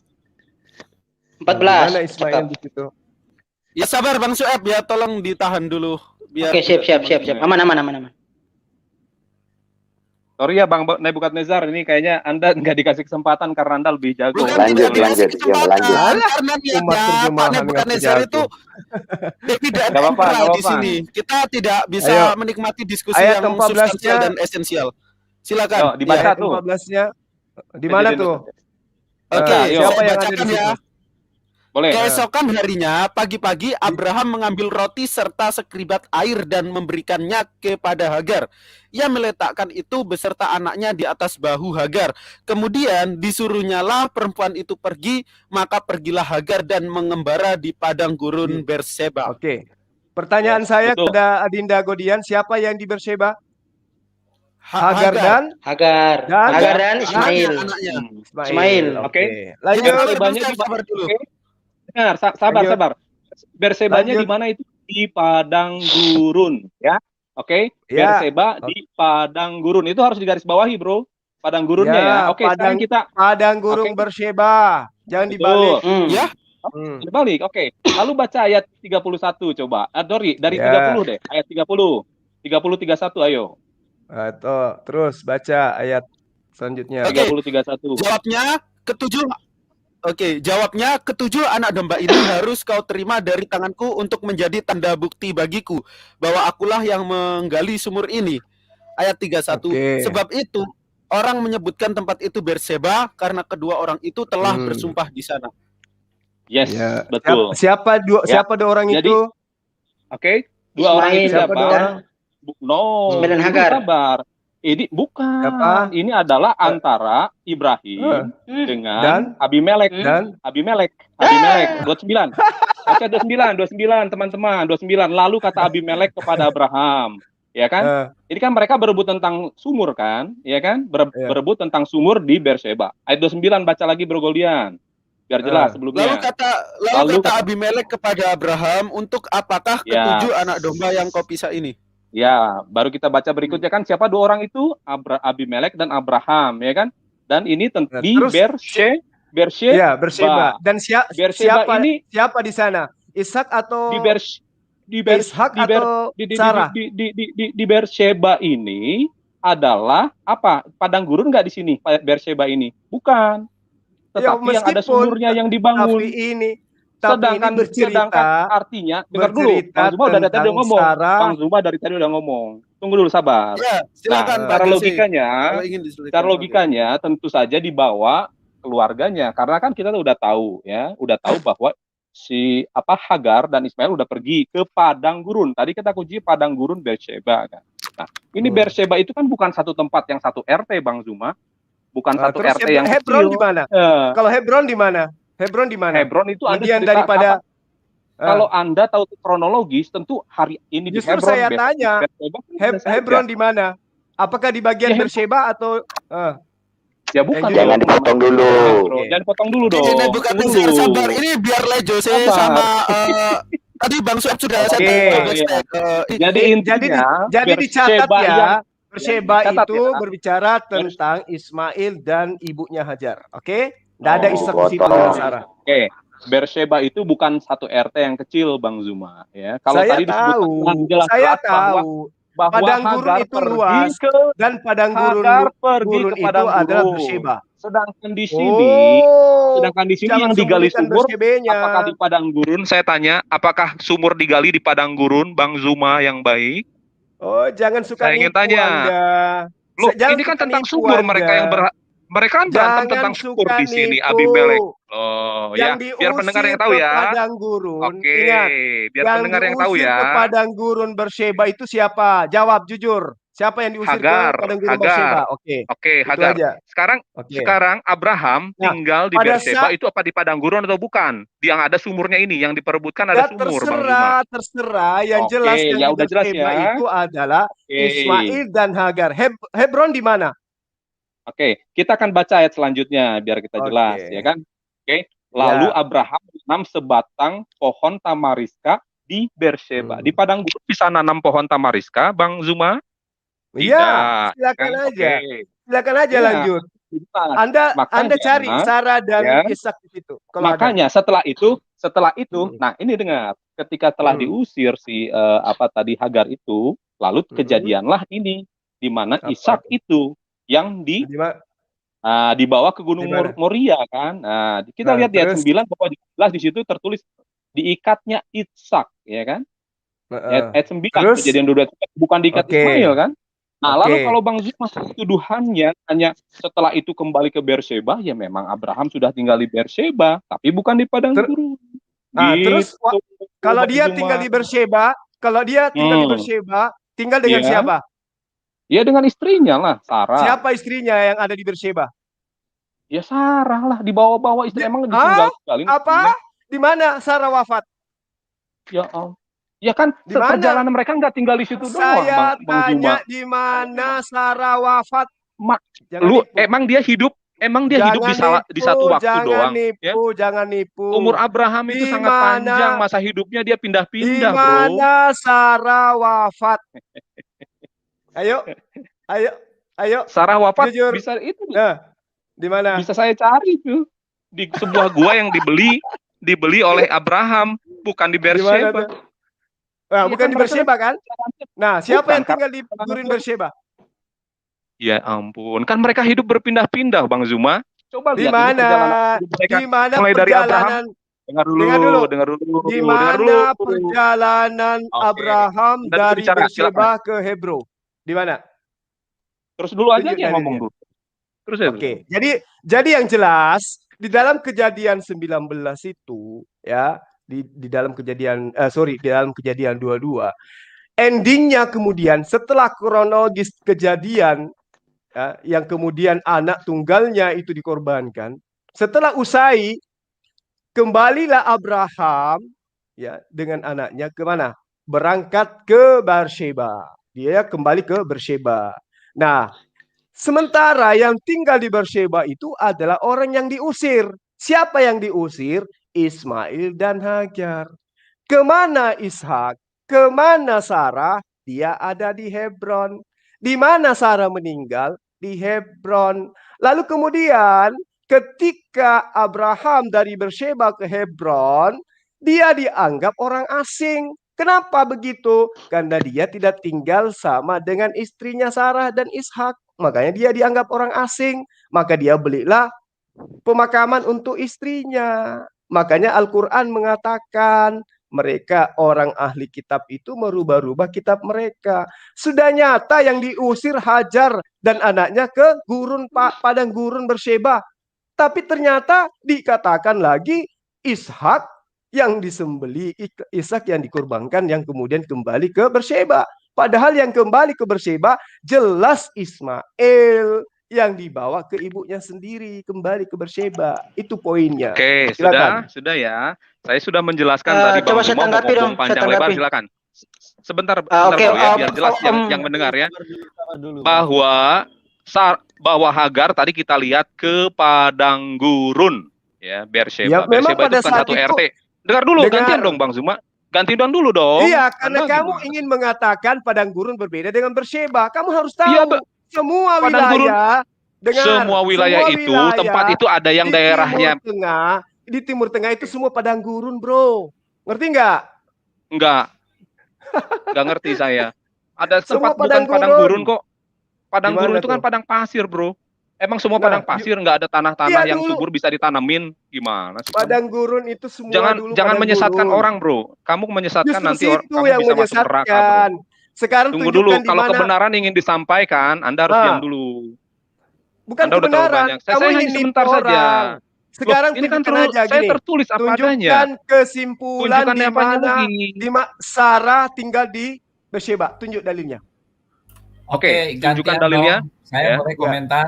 Oh iya, Tunggu dulu dong, gantian dong. Gimana sih? Sabar. Bro, Jose saya udah sudah apa selesai. belum? Saya udah selesai. Oh, gantian dong. Aja orang lihat. Oke, thank you ya. Oke, Bang Guldian ya. silakan Bang Satria Injil. Sabar dulu Bang Sueb. Biar Oke, kita jadi hadapi. gini, apa yang Dalil. dijelaskan ini tidak terarah, tetapi saya tunjukkan petanya supaya bisa lebih paham gitu ya. Jadi apa yang dibicarakan itu kan lebih enak gitu lihatnya.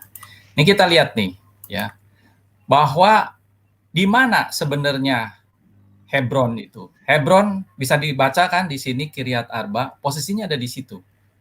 Kemudian di bawahnya sedikit ada Beersheba, dan Paran itu di daerah Sinai, ya di bawah.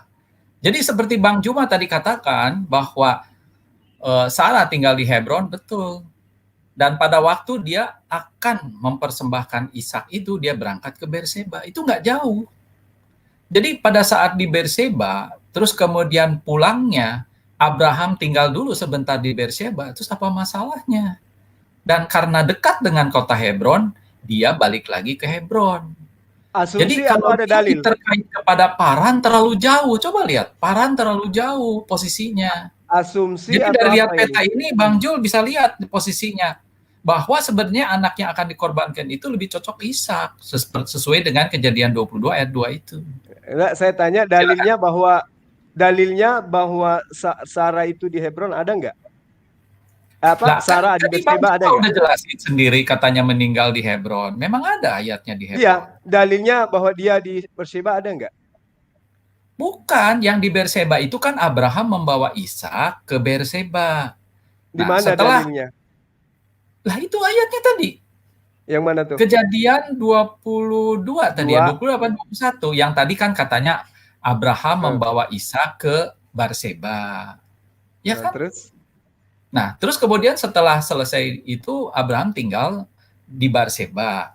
Nah, kalau Bang Juma tanya kapan dikembaliin anaknya, ya dari Beersheba ke Hebron itu dekat sekali itu. Jadi daripada kita tidak terarah, lihat peta dong. Kalau lihat peta kan lebih gampang. Hebron dengan Beersheba itu kota yang berdekatan.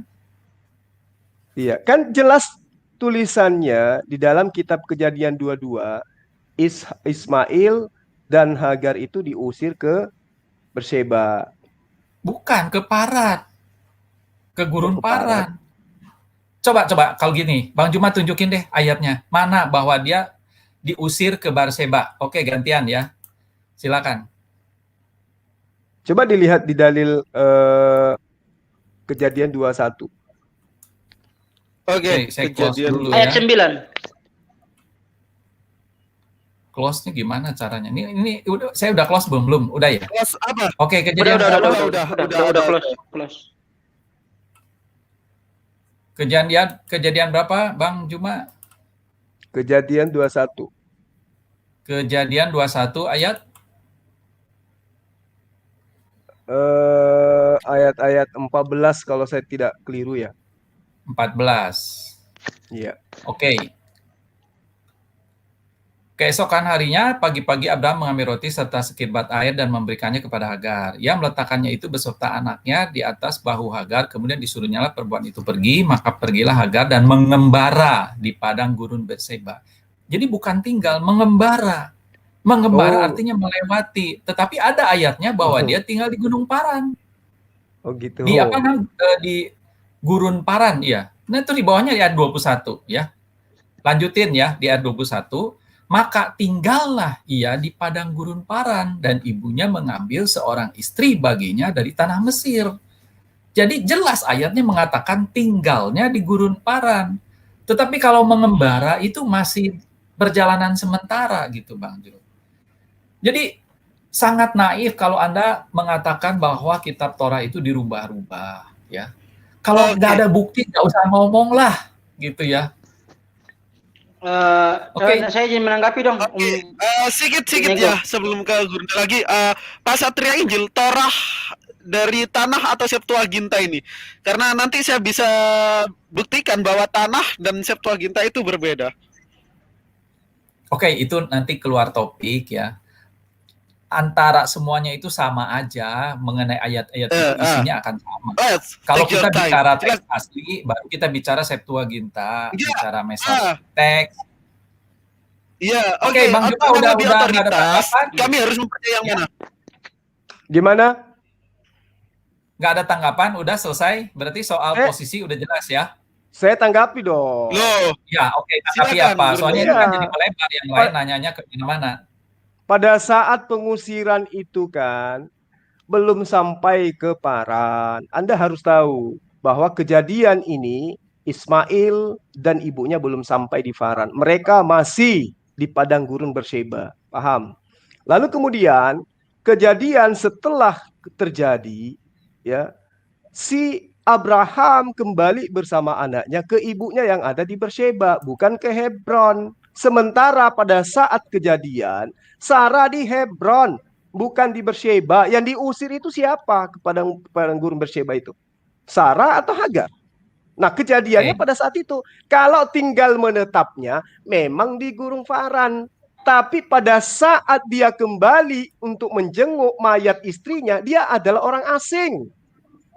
Jadi mau asumsi apapun Anda, tetap aja Abraham itu orang asing di tempat tinggalnya Sarah. Berarti dia tidak kembali ke Sarah, kembali ke istrinya bernama Hagar yang ada di Berseba. Berarti kejadiannya jangan Anda ambil pada saat dia tinggal di Gurun Paran. Itu kejadiannya lama kemudian terjadi itu.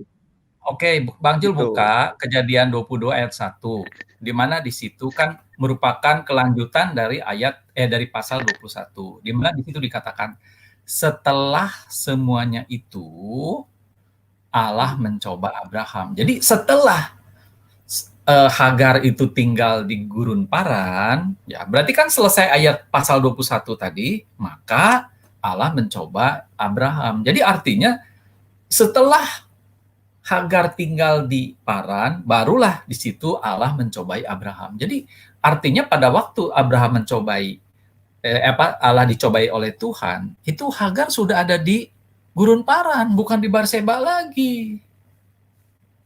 Makanya baca teliti pasal 21 sampai habis, baru masuk ke pasal 22. Oke? Itu makanya saya katakan tadi, bahwa ada kejanggalan yang terjadi. Kejanggalan yang pertama, di pasal 22 mengisahkan seolah-olah Ishak berada di Berseba. Padahal tidak ada anak Abraham yang tinggal dan berdomisili di Berseba. Ishak dan ibunya itu di Hebron. Kejanggalan kedua, di Kejadian 22 ayat 19, Ibrahim atau Abraham dan Ishak ke Berseba. Jadi seolah-olah Sarah berdomisili di Berseba. Padahal kitabnya Bani Israel mencatat dengan valid Sarah berdomisili di Hebron hingga dia wafat. Ya, itu terjadi Kejadian 23 ayat 1, ayat 2 dan seterusnya. Oke, kejanggalannya dijawab di pasal 22 ayat 19 ya.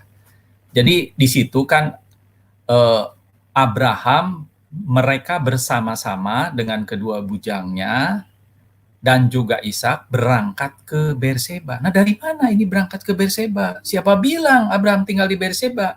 Jadi sebelumnya dia di Hebron, kemudian baru berangkat ke Berseba, dan Abraham tinggal di Berseba. Jadi artinya itu pada Terus saat kenapa? Kalau Abraham tinggal di Berseba, kenapa di Hebron wafatnya si Sarah, kemudian Abraham datang ke sana dianggap orang asing? Kenapa? Jadi Anda ingin mengatakan Hagar di Faran, Abraham di Berseba, kemudian Sarah di Hebron. Mau bilang begitu? Coba ayatnya mana yang tunjukin orang asing yang mana?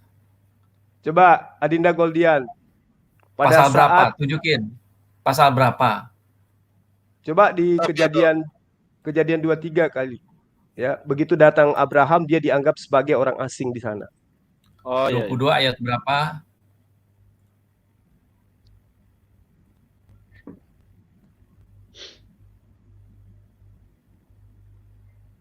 Ini 23 ayat 4, aku ini orang asing dan pendatang di antara kamu, berikanlah kiranya kuburan milik kepadaku di tanah kamu ini, supaya kiranya aku dapat mengantarkan dan menguburkan istriku yang mati itu. Bani Het menjawab Abraham. Oke. Nah, sekarang kita lihat konteksnya. Kan gini, kan pada waktu ini sesudah itu Abraham bangkit dan meninggalkan istrinya yang mati itu, lalu berkata kepada Bani Het, aku ini orang asing dan pendatang di antara kamu. Nah, ini penjelasan di berikutnya, berikanlah kiranya kuburan milik kepadaku di tanah kamu ini, supaya kiranya aku dapat mengantarkan dan menguburkan istriku yang mati ini. Jadi artinya ini terkait kepada tanah makam. Paham nggak? Anda boleh tinggal di mana saja, tapi kalau Anda menguburkan istri Anda di tempat situ, itu harus ada persetujuan. Gitu maksudnya. Bukan artinya Abraham adalah orang asing di situ. Iya. Oke, yang saya izin nanggapi dong. Oke, saya izin. Oke. Om Abid, Pendeta Abid Nego, coba bukain dong Sefaria tadi di Kejadian 21 ayat 9. Teks asli dan terjemahannya. Aduh, nauzubillah min dzalik. Aduh, segini amat ya. Di Kejadian 21 ayat 9 sama terjemahannya, teks asli sama original teks sama terjemahannya. Nauzubillah min dzalik. Aduh. Jadi gini, sambil nunggu Pendeta Abed Nego bukain ayat. Nah, jadi ikon villa semuanya kita itu harus jangan jadi umat terjemahan ya. Jangan sampai ditipu-tipu saya dari Kristen gitu. Ya. Oke, udah? Ayat 9 udah? Oke, cakep. Di situ dikatakan Waterashara et ben Hagar hamitrit asher yalda le Abraham mesacheko. Nah, sekarang tampilkan terjemahannya Indonesianya. Yang Elai. Kejadian 21 ayat 9. Terjemahan Elai. Nauzubillah min dzalik. Innalillahi wa inna ilaihi raji'un. Nah, di situ ya. Pada waktu itu Sarah melihat bahwa anak yang dilahirkan Hagar perempuan Mesir itu bagi Abraham sedang main dengan Ishak anaknya sendiri. Nah, sedangkan dalam teks aslinya tadi tidak terdapat nama Ishak. Jadi dalam hal ini semua ikon villa dan kawan-kawan Kristen yang umat terjemahan yang bisa melihat dengan mata kepala sendiri dengan terjemahan yang ngawur itu, ya, bahwa terdapat suatu penipuan secara tekstual. Sesuatu yang tidak ada dibuat menjadi ada. Ya. Jadi telah benarlah sudah bahwa yang pergi ke Berseba itu adalah Hagar dan Ismail. Sedangkan pada ayat 9 tersebut secara original teksnya tidak terdapat nama Ishak hingga hari ini, ya. Jadi siapa yang salah? Yahudikah atau Elaikah? Secara tekstual ya. Kalau mau mengkoreksi sendiri, mengoreksi secara tekstual. Karena sesuatu yang tidak ada dipaksa menjadi ada. Inilah, makanya Kristen itu disebut orang yang mengada-ngada. Karena original teksnya tidak ada, sedangkan terjemahannya dicantumkan nama Ishak. Ini dongeng dari mana, bre? Lo jangan nipu-nipu kalau namanya original teks. Ya? Jadi anak Agar main dengan siapa tuh Bang Soeb? Tunggu dulu, gantian dong. Kamu sudah ngomong, gantian. Kamu ngomong saya diam dari tadi. Enggak, teman kamu udah ngomong. Gantian dong. Oke. Nanti saya tanggapi ya. Teman kamu ngomong saya diam loh. Kalian agama kasih kan? Lanjut. Jangan mengada-ngada kalian. Lanjut. Oke. Jadi kan sini telah Bang jelas Soeb, sudah. Tunggu dulu dong. Kamu ngomong saya diam. Ih, dodol banget nih orang. Lanjut. Jadi di sini ya telah terdapat ketidakjujuran alias penipuan secara tekstual bahwa nama Nabi Isa di LAI tidak terdapat. Saya kembalikan. Oke, silakan Pak Gus mau menanggapi. Kayak kapan nih Bang Guldian? Aduh. Sabar Baik. Bang Gia, saya nanti Saya bersusun tanggapi ini, dulu. Pak. Ya. Di situ memang dikatakan kan namanya sesuatu terjemahan ini kan kaitannya ke konteks. Nah, di dalam konteks itu kan di situ juga di dalam ayat 9 dengan ayat 10 itu berkaitan mulai 8, 9, 10 gitu. Jadi jelas di situ kalau sedang bermain itu dengan siapa bermain. Ayat 8, 9, 10 kan itu satu konteks itu. Jadi kalau itu dituliskan itu Ishak, tuh salahnya di mana? Karena Ishak ada di ayat 8 ada di situ ya. Bisa lihat itu. Wayikdal hayelet, wayik gamal wayaas Abraham miste gadowi beyome higame Ishak. Itu di ayat 8 ada. Kalau di ayat 9 memang tidak disebut karena ini soal pemotongan aja di dalam terjemahan. Di dalam ayat 10 juga itu disebut juga ada Ishak. Jadi kalau Anda mengatakan bahwa itu kok muncul ada Ishak, kalau memang konteksnya begitu. Terus di mana? Kamu baca ayat 9-nya. Saya membahas bukan ayat 8. Tadi yang saya baca itu ayat 9. Lu tahu 8 sama 9 nggak? Nggak tahu hitung? Ya. Oke, saya sudah jawab. Saya minta ayat ke-9. Ya, jadi pada ayat ke-9 itu sudah terjadi penipuan secara tekstual. Ya. Original teksnya tidak pernah menuliskan nama Ishak. Kenapa terjemahan dalam LAI itu menuliskan nama Ishak? Sedangkan original teksnya tidak pernah menyatakan demikian. Ya, Oke, lu kalau saya cuma jawab modal ya. baca interlinear jangan main-main lo. Biar saya tanggapi ya. Oke, sabar Bang Soeb, sabar. Nah. Lalu Bang Ada Soeb, yang mau disampaikan Bro Gia? Nah ini Ya. gini, sebelum Bro Gia, aku menemukan suatu hal yang menarik ya sahabat-sahabat Kristen ya. Antara Septuaginta dan Tanakh itu ternyata banyak ayat yang berbeda ya. Ayat satu sama ayat yang lainnya. Nah nanti saya bisa buktikan. Nah untuk teman-teman Kristen khususnya Pak Kusnadi ini kan suka menganalisis teks asli. Nah Pak Kusnadi ini lebih berpegang di mana nih? Antara Septuaginta atau Tanakh atau Masorah? Oke, sekarang kita lihatlah. Septuaginta itu meskipun terjemahan di dalam bahasa Yunani, tetapi yang menerjemahkan adalah orang-orang Yahudi yang terpilih. Ada sekitar 72 orang yang diambil dari komunitas Yahudi yang ada di Alexandria. Nah, itu pada kurang lebih abad kedua sebelum Masehi. Nah, sekarang yang dipegang oleh orang Israel itu adalah Masoretic text, yang mana dia tambahin huruf-huruf hidupnya itu dari proto-Masoretic text. Jadi artinya itu muncul pada abad sesudah Masehi. Jadi ratusan tahun sesudah Septuaginta. Jadi justru abad ke-6. Nah Pak Kusnadi lebih percaya yang mana? Oke, sebentar. Jadi pada waktu Septuaginta ada, itu orang Yahudi menyembunyikan. Nah, terus dia mengeluarkan Masoretic text yang dengan bahasa Nikutnya sendiri. Tetapi alhamdulillah pada abad ke-20 atau abad ke-19 ini ditemukanlah Dead Sea Scroll, gulungan Laut Mati dibuat dan itu ternyata yang mendekati itu adalah Septuaginta, bukan Masoretic text. Saya tahu. Jadi mana yang harus dipercaya? Ya, iya silakan Pak Kusnadi pilih yang mana ini. Karena banyak perbedaan loh. Nah, besok jadi itu kalau ada dialog antara orang Kristen dengan orang-orang Yahudi, patokannya beda di sini. Ya, Karena gini, kita kalau Pak Kusnadi mau lagi jujur, dialog dengan orang Muslim. Ya, Pak Kusnadi lebih pilih yang mana? Karena jujur ya, yang dimana aku juga baca datanya yang ditemukan di naskah Qumran itu lebih cocok dengan Septuaginta. Bahkan Yesaya 42 yang ditemukan di gua Qumran itu bunyinya En Habdi Ahmed. Silakan Pak Kusnadi lebih percaya yang mana? Ya kan sekarang gini, di dalam teks-teks itu kan masalahnya yang gua Qumran itu kan tidak ada huruf hidupnya. Tidak, yang ada cuma huruf mati.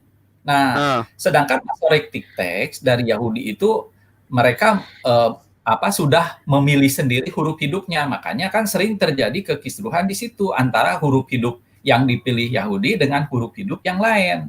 Itu ada sedikit pergeseran makna. Tapi kalau itu dikembalikan kepada Septuaginta, ya itu lebih mendekati gitu. Iya, Pak Kusnadi lebih pilih mana? Lebih prefer yang mana? Prefer yang mana? Ya, saya prefernya kan tadi saya udah jelasin. Kalau saya mau Dead Sea Scroll, itu kan nggak ada huruf hidupnya, ya kan? Ya, karena selama ini yang saya pilih adalah ya kalau mau dipilih Septuaginta, ya tentu saja di situ tidak ada pernah Pak Kusnadi di dalamnya. Iya, saya kok tidak pernah ya mendengarkan selama berdiskusi dengan Pak Kusnadi yang begitu lama ngeluarin data-data Septuaginta. Yang Bapak comot itu selalu masalah. Saya kan gini, karena Septuaginta itu kan bahasa Yunani, ya. Jadi artinya itu kan terjemahan. Bahasa Yunani kan mirip bahasa Latin, sama Masorah juga terjemahan. Loh enggak, Masorah itu adalah bahasa Ibrani, Dead Sea Scroll bahasa Ibrani. Kalau Septuaginta bahasa Yunani, itu kan terjemahan. Ya kalau dibilang lebih otentik, kan kalau bahasa Yunani ya jelas itu kan terjemahan. Ya kan? Jadi tentu kalau sekarang dibicarakan selalu bahasa Ibrani, ya kita larinya ke bahasa Ibrani. Ya kok ke bahasa bisa? Padahal Ibrani. Bahasa Ibrani itu lebih mudah daripada teks Septuaginta. Ini saya mencoba fair ya untuk teman-teman yang belum tahu. Gini, Pak Kusnadi, untuk teman-teman yang belum tahu, kita fair lah. Ya, Septuaginta itu lebih tua daripada teks Masorah. Kalau teks Masorah itu, maaf ya kalau saya salah, tolong dikoreksi, sekitar abad ke-6 ya, itu baru ada. Dan itu dulunya yang Aleppo kalau saya tidak salah itu tidak ada nikutnya. Nah, pertanyaan saya kepada Pak Kusnadi itu lebih autentik mana dan Pak Kusnadi lebih percaya yang mana? Karena banyak perbedaan antara teks Septuaginta dan teks Masorah. Ini kami teman-teman Muslim lagi kaji soalnya. Ya kan gini, saya kalau udah sangat mendalam itu saya kurang paham karena saya kan nggak ngerti juga bahasa Ibrani secara mendalam dan Yunani secara mendalam. Nah, nanti saya kasih contoh Pak Kusnadi. Gini, saya kasih contoh sedikit ya. Di mana penulis PB ini mengutip dari kitab katakanlah Old Testament, entah itu Septuaginta or Tanakh. So ya, saya kasih contoh. Di dalam kitab Matius, mana ya? Matius. Pak Kusnadi siap-siap cairi air putih sama Gea juga ya. Pegangan ya Gea ya. Aku kalau bisa nemuin kitab Matius ya, jangan-jangan disadap Matiusnya. Nah, Matius 2 ayat 15, kan ini penulis kitab Matius ini mengutip the Old Testament, the Holy Old Testament ya. Dan tinggal di sana hingga Herodes mati. Hal itu terjadi supaya genaplah yang difirmankan Tuhan oleh nabi dari Mesir. Kupanggil anakku. Nah, ini yang dikutip dari naskah Tanakh atau Masorah? Tanakh atau Septuaginta? Ya, ada pembahasan lagi. Ya, saya bisa jawab lah. Nanti saya pelajari dulu ya supaya saya tidak salah ngomong. Nanti saya pelajari dulu. Jadi itu apa Matius ayat 15. Nanti saya pelajari dulu ya supaya tidak salah. Oke, mungkin daripada Pak Kusnadi nanti belajarnya biar saya kasih pelajaran di sini ya. Nah, di dalam Injil Matius, jangan itu. Kasih pelajaran kalian Gea. Gea perhatikan Gea. Perhatikan ya. Di dalam The Holy Gospel Matius pasal 2 ayat 15 ya. Di sini penulis Matius kan mengutip dari Mesir kupanggil anakku. Ini ada buka tutup petik 2 ya. Ini berarti kutipan. Nah, tanda tanyanya sahabat-sahabatku, kutipan ini dikutip dari teks Septuaginta atau teks Masorah. Nah, coba kita cek di dalam teks Septuaginta ya. Ini ada di dalam Hosea pasal 11 ya. Ini kitab Hosea, ini Septuaginta yang English translation of the Greek Septuagint. Mana ya? Sebentar. Lanjut ke bawah itu, 11 ayat 1. Iya.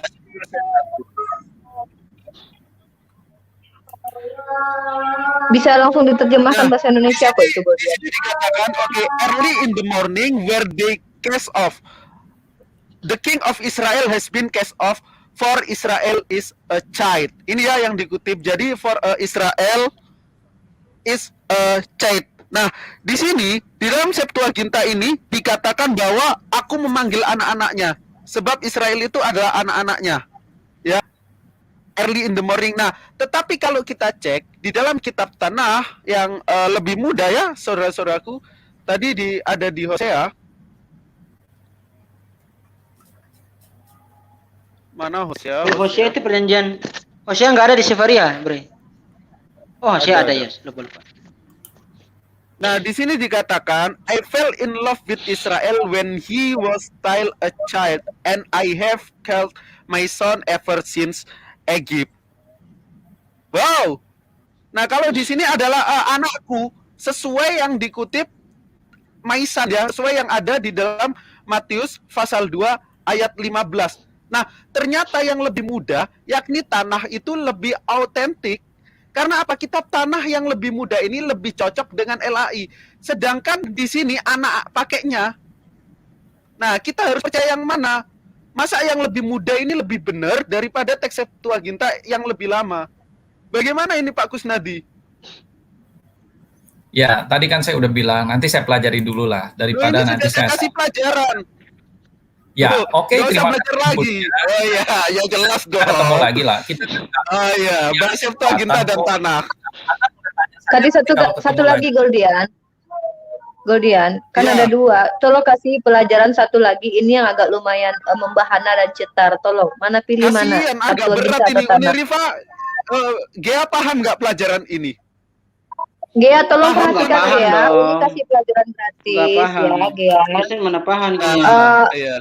Gea nanti kalau mau belajar kursus sama Uni nggak apa-apa, Uni tunjukin mana ayat-ayat yang nggak jelas juga. Oh Gea perhatikan ya, tolong Goldian yang satu lagi tunjukin. Sebelum saya tampilkan lagi, nah jadi teman-teman yang tadi dikatakan Pak Kusnadi emang benar dan kami fair umat Muslim bahwa Septuaginta itu lebih tua daripada teks Masorah yang seperti istri muda ya, karena teks Masorah itu lebih muda dari Septuaginta. Tetapi yang dikutip LAI itu ternyata teks Masorah. Waduh, kan ini menjadi problematika tersendiri. Loh, kok gitu Goldian? Karena apa? Kitab Matius itu ditulis sebelum kitab Masorah jadi.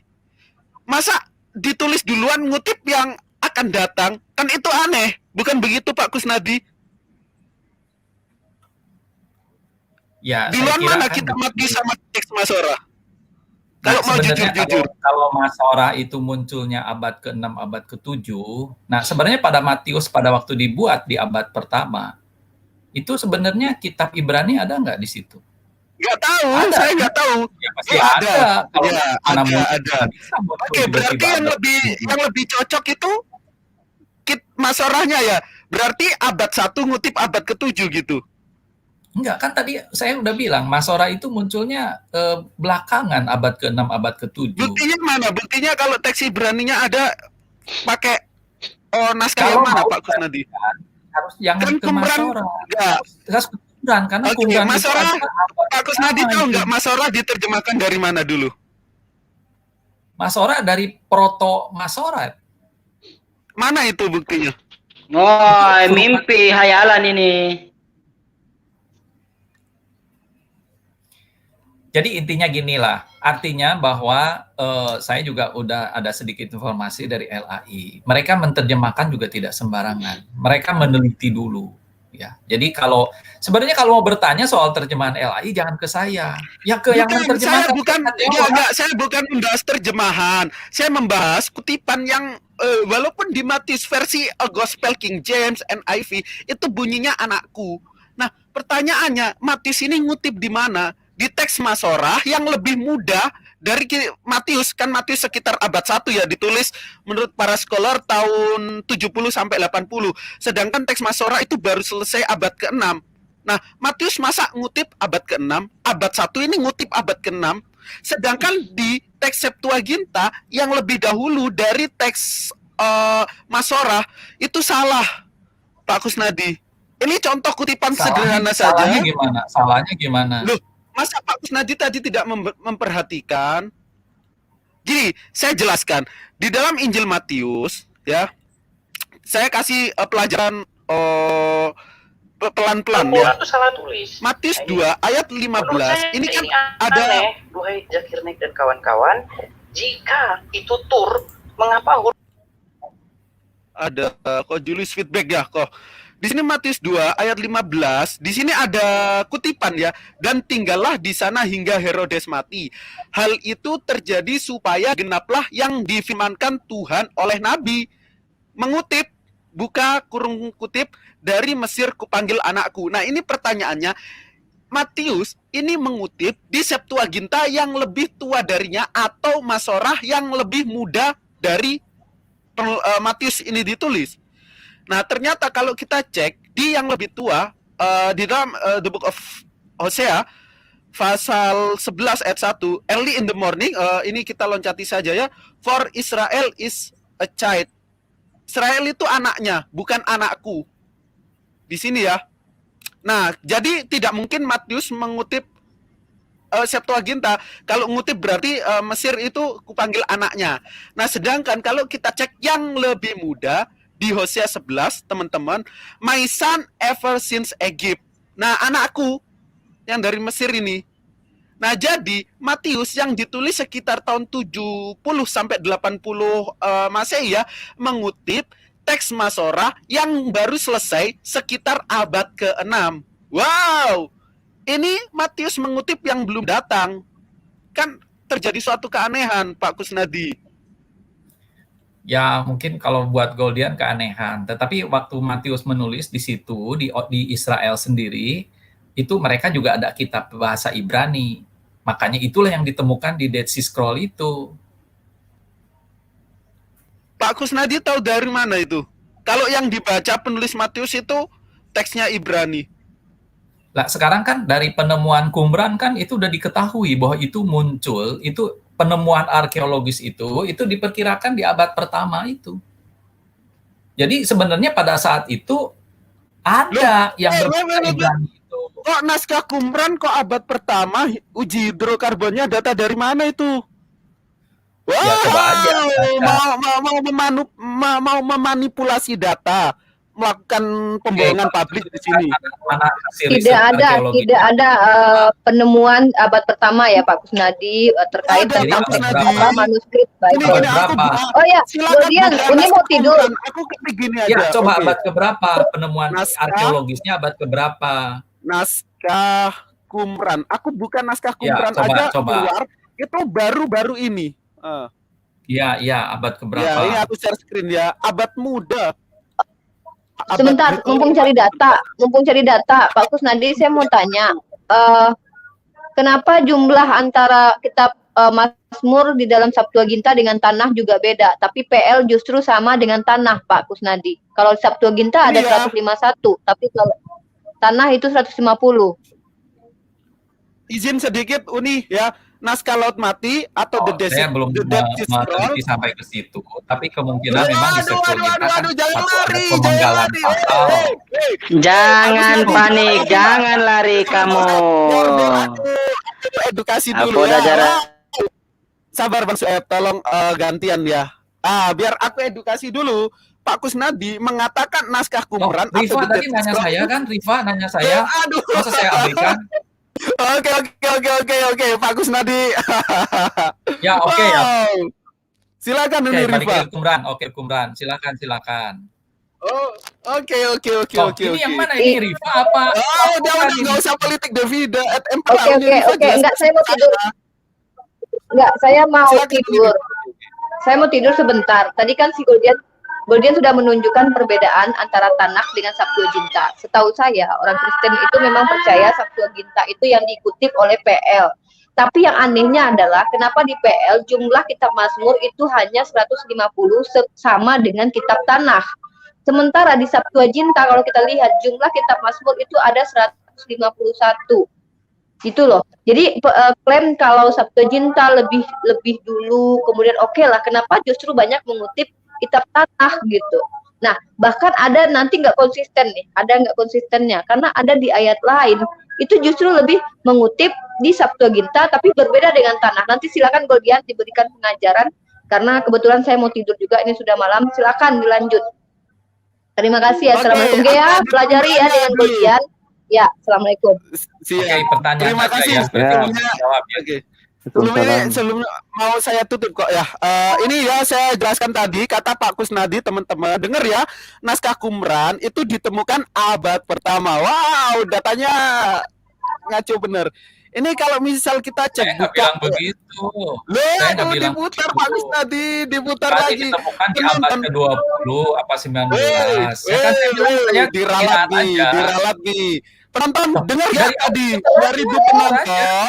Total 2000 penonton yang ada di channel saya sama ada di channel Ustadz Zuma. Apa yang dikatakan Pak Kusnadi tadi?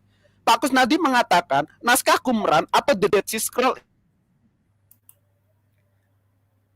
Loh, saya itu bilang ditemukan dia abad pertama sebagai rujukan tulis Matius. Sedangkan data tidak mengatakan itu. Ya kalau gitu Anda cuma caper, walaupun hanya cari abad 20 kesalahan itu juga aja. kelahiran Yesus ya.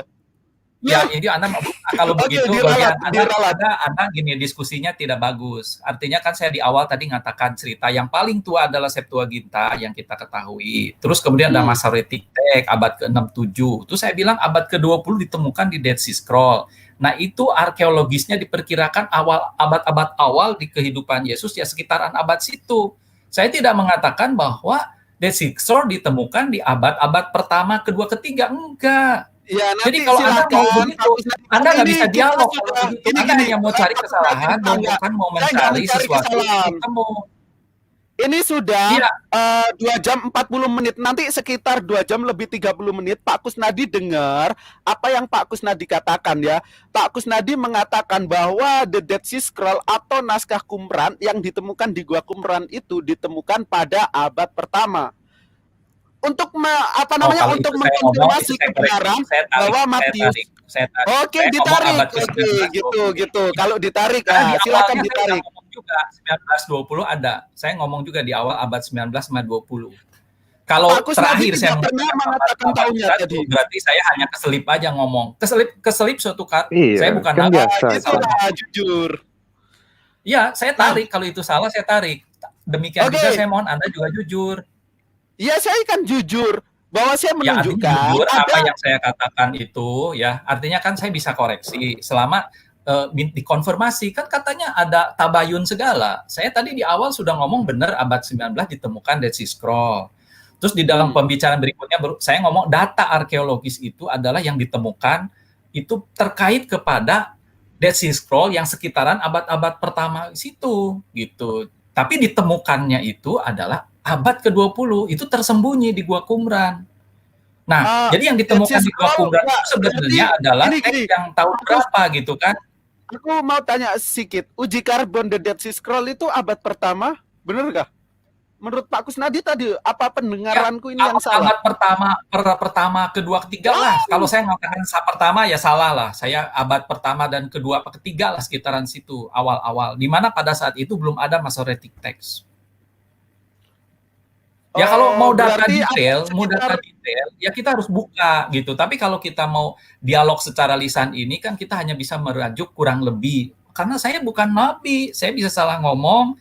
Ya saya juga bisa aja ada keselip ya. Tapi perkiraan saya adalah abad-abad awal kehidupan Yesus di situ gitu. Jadi jangan cari-cari kesalahan kayak bagus, nggak bagus kayak begitu. Anda jadi kayak preman begitu. Saya selalu ketika diskusi itu menampilkan data. Saya tidak mencari kesalahan. Saya ada ya kan tadi saya sudah ngomong, saya cuma simpen dulu daripada nanti saya salah, saya simpen dulu. Tapi kan Anda yang maksa mau menampilkan Matius 2:15. Sedangkan topik sekarang apa? Katanya bicara Ya. penebusan. Tadi saya melebar kemana-mana, Anda suruh Bukan balik ke melebar topik. Pak Anda Kusnadi. sendiri Ini sebagai seperti moderator malah gini lari Pak keluar Kusnadi. dari topik jauh kemana-mana. Saya udah bilang Ini saya mau bukan simpan dulu ini bukan sebagai input. melebar. Pak Kusnadi kalau tahu senyawa Nah, topiknya hidrokarbon apa? itu segala hal itu ada korelasinya, ada kesinambungannya. Karena tadi ada sahabat saya Ustadz Juma menyentuh bahwa teks tanah itu ada perubahan, lalu saya berikan bukti penguat bahwa ada perubahannya itu, yakni di antara perbedaan antara Septuaginta dan Kitab Tanah. Nah, mungkin itu ada pembahasan yang lebih dalam dan pembahasan itu pasti akademis, kita keluarin data-data. Nah, mungkin ini kita cukupkan sampai sini ya, walaupun diskusi kita panas-panas, kita tetap damai, kita tetap cinta damai dalam bingkai NKRI kita. Untuk sahabat-sahabat, ada yang mau disampaikan? Ini sudah hampir 3 jam soalnya sebagai penutup. Saya dikit dong, saya dikit. Oh, saya Silakan. closing statement boleh lah. Saya sedikit ya. Iya, nanti saya kasih Saya kesempatan. dulu ya. Saya berusaha Apa adil. Jaib yang ini saya Bang Sueb saya dulu aja ya, tapi Pak nanti Kus. kalau salah dikoreksi lagi Oh, ya. Gini. Oke, silakan Pak Kus. Oke. Tadi kita bicara ya kita yang ada di Islam maupun di Quran maupun di Alkitab, kan saya bisa salah ngomong juga ya. Artinya ya Islam dan Kristen. Kita bicara tentang Ismail, kita bicara tentang Ishak. Kita perdebatkan itu semua dan lain sebagainya. Karena closing statement saya mengatakan apapun kita perdebatkan, tetapi fakta yang terjadi bahwa semua nabi-nabi Israel, semua nabi-nabi yang diturunkan oleh Tuhan itu hanya terjadi di keturunan Ishak, kemudian Yakub dan seterusnya. Kalau sebelum Yakub ya boleh, mau bangsa Indonesia, mau bangsa apapun mau jadi nabi boleh, karena Tuhan belum berjanji. Tapi kalau Tuhan sudah berjanji kepada kepada Abraham, ya saya salah ngomong lagi ya, nanti disemprot lagi nih. Nah, terus kemudian itulah terbukti secara fakta dan di Quran pun diakui Ankabut 27. Ternyata nabi-nabi Israel, nabi-nabi dari Tuhan itu hanya diturunkan lewat keturunan Yakub. Tidak pernah ada keturunan Ismail kecuali klaim terakhir yaitu abad ke-6. Jadi apapun kita ngomong, fakta sejarah membuktikan bahwa Tuhan hanya menurunkan nabinya lewat Ishak. Oke, itu aja dari saya. Sekian, terima kasih ya. Assalamualaikum warahmatullahi wabarakatuh. Mohon maaf kalau saya ada kesalahan dan tolong kalau ada sedikit kesalahan mohon dimaafkan, dan nanti kalau mau lebih detail kita secara akademis bisa kita buka data ya, khusus untuk soal teks asli. Oke, demikian. Terima kasih. Thank you Pak Kusnadi yang banyak membuat kesalahan di forum kita malam hari ini ya. Tentunya kesalahan itu akan saya maafkan ya, walaupun banyak sekali. Silakan Bang Sueb, tadi yang terakhir juga salah banget, nyomot-nyomot bahwa keturunan itu tidak pernah dikatakan dari Yakub saja, hanya itu tidak pernah. Silakan Bang Sueb. Halo Bang Sueb.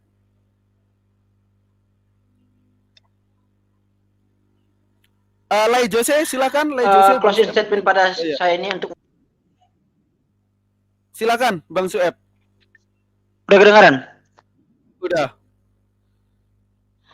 Nah, closing statement saya pada malam ini sudah sangat jelas bahwa pertama saya minta data di Yohanes 5 ayat ke-45 itu dikatakan Nabi Musa pernah menceritakan tentang Yesus kan, ternyata di cross check dalam perjanjian lama tidak ada korelasi dan tidak ada buktinya secara original teksnya ya.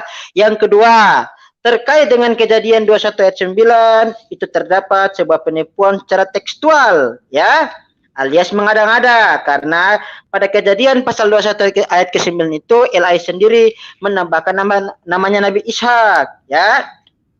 Yang ketiga, pada terkait dengan pengorbanan itu sudah sangat jelas ya, bahwa secara Alkitabiah sendiri menyatakan pada Kejadian 16 ayat ke-16 Nabi Ismail lahir pada Abraham berumur 86 tahun, dan Kejadian 21 ayat 5 Nabi Ishak lahir pada Nabi Abraham berumur 100 tahun. Nah, jadi pada perintah itu kan disebutkan ambillah anakmu yang tunggal ya.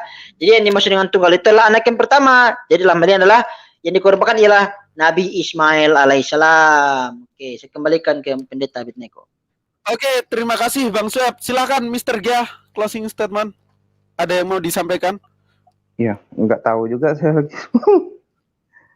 Apa nggak tahu. Iya, tadi Oke, nggak dapat Bang Gea ngomong. bertanya aja lah sepuasnya. Nanti kami akan sediakan room untuk Bang Gea bertanya. Lai Jose, Iya. ada yang mau disampaikan? Halo Lai, mungkin menjauh. Silakan Gurunda Zuma sebagai penutup untuk diskusi kita malam hari ini ya, malam kemenangan. Baik, terima kasih ya.